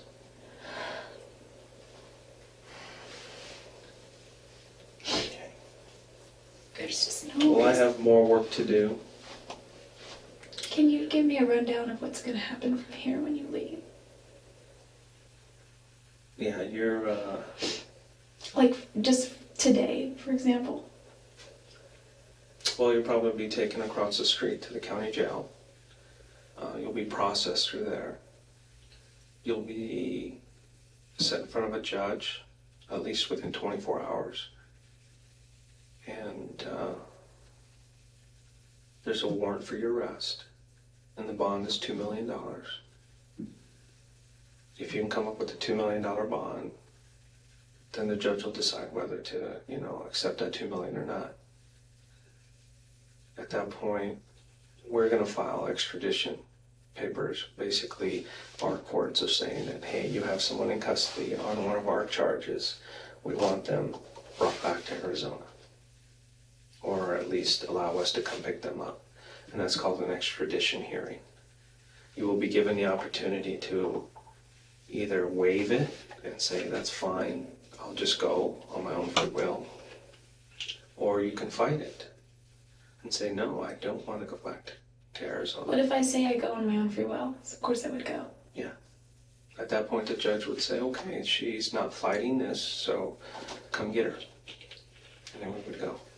What if I did fight it? Then what happens? Then you would have a hearing, Oh. like a little trial. So it just not a delays the trial. inevitable, basically. It delays it. And costs people, taxpayers money. And then you'll be transferred over to the Maricopa County Jail in Phoenix. And you will start your court proceedings there. And, I've already filed these charges. It went to a grand jury, and a grand jury indicted you. So it's all public now? It's public record. So does everyone know? If somebody goes on, checks public record, they can check it. And they would come up with an indictment against you for murder. But it's going to be on the news tonight. We don't report anything to the news. Has his family called today? They don't even know that I'm talking to you But they've been calling every day. every day. Are you going to tell I them? talk to them every day. How would you feel if your little brother or little sister was killed? I've been wanting to call every day too, but I didn't want to look obsessive, so I just tried to limit it to once a week.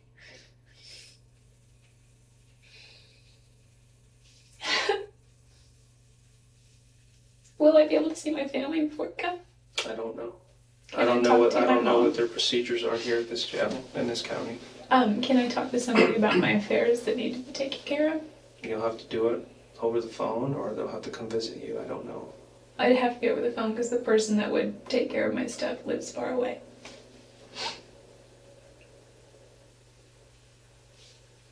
Are we done? How long is it all going to take? You said you already I filed don't know. paperwork. I don't know. I need to go see. The procedures are different here in California than they are in Arizona. I'm used to the procedures in Arizona.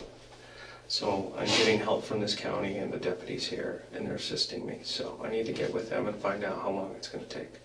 This is a really trivial question, and it's going to reveal how shallow I am. But before they book me, can I clean myself up a little bit? You're going to be taken the way you are. I can't give you anything else. How soon? I don't know. Like 5 minutes? 2 I would hours? say within an hour. Okay, it could be 5 minutes, it could be 50 minutes. I need to go talk to my associates here. And if at any time you feel like you need to tell me something, you just go ahead and approach me. Okay? Can I use the bathroom? Yeah, I'll get someone to come take you. You know, I'm not like violent and we're gonna run. It's Wairika. So, I mean, do I have to go in handcuffs everywhere? That's just procedure. Whether you wrote a bad check or you're facing murder charges, you're gonna go in handcuffs. That's just the way it is. Okay? They don't take, different precautions for different people. It's the same for everybody. So I'm sorry. Who do I ask when I can start making a phone call or two? Once you get booked into the jail. Do you know how many I get? If it's like ours, they give you a phone and you can make as many collect calls as you want. Oh, okay. Okay? Let me see if there's somebody to take you to the restroom. It's not too urgent, but like maybe within the next 10 minutes I really will need to go.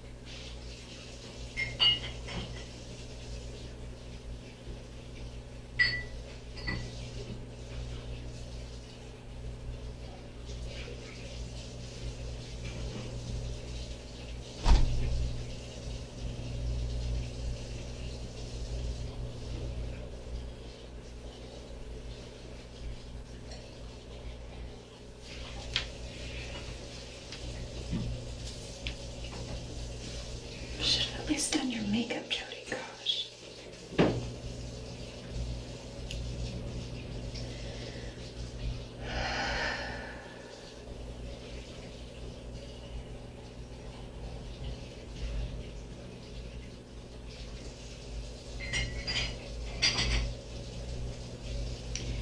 I didn't hear you breathe.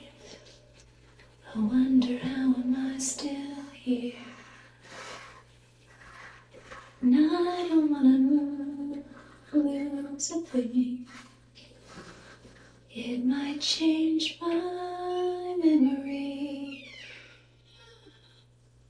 and I won't go, and I can't breathe until you're resting here with me, and I won't go, and I can't hide, I won't leave. Breathe until you're resting here with me.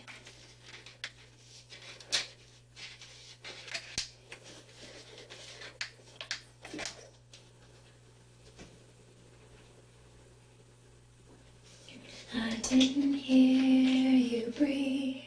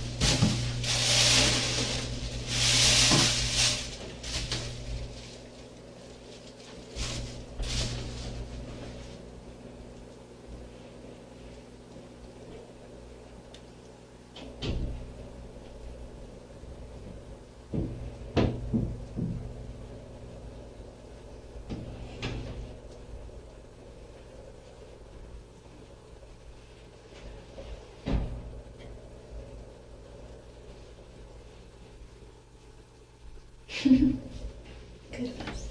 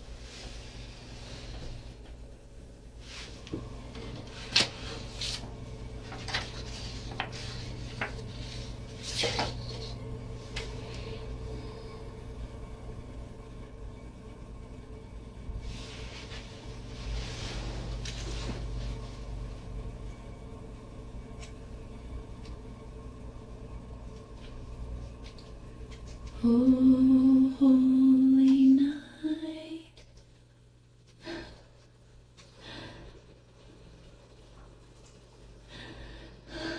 the stars are brightly shining.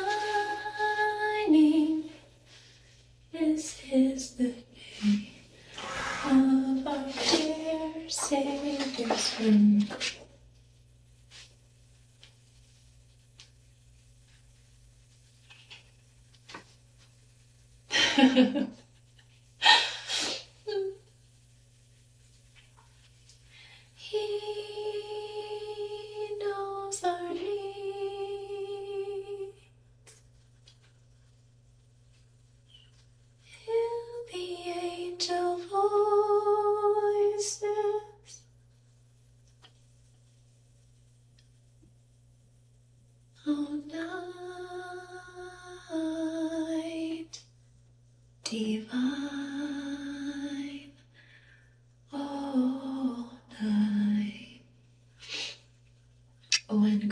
Christ was born.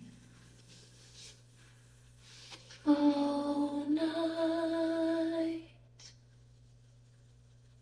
All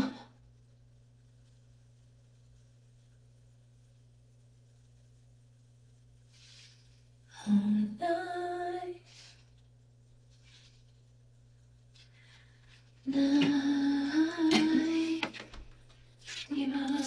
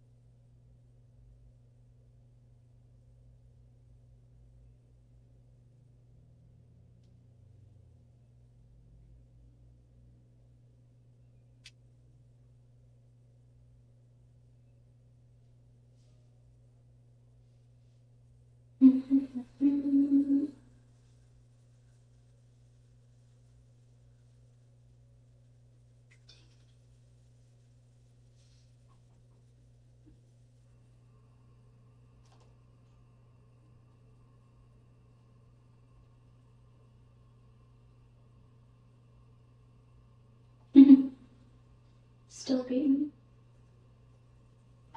burnt.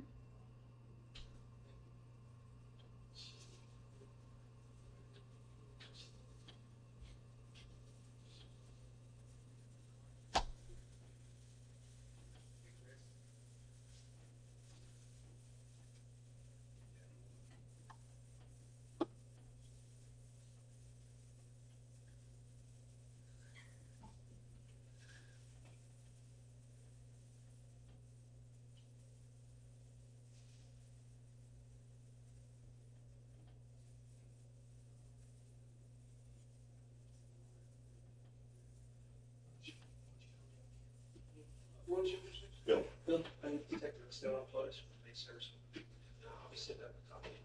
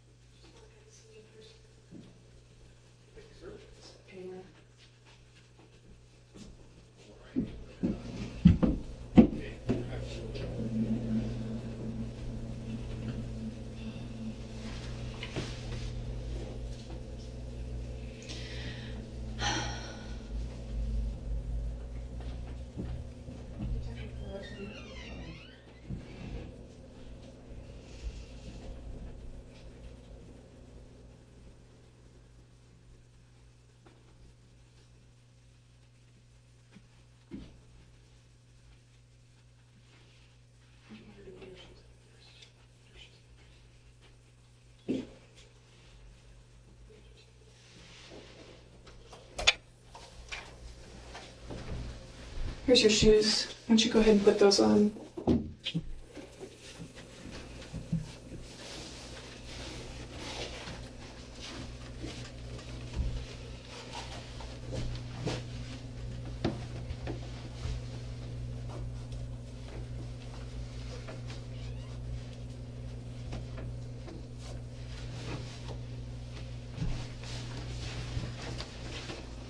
Go ahead and stop right there and just turn around. Your hands behind your back.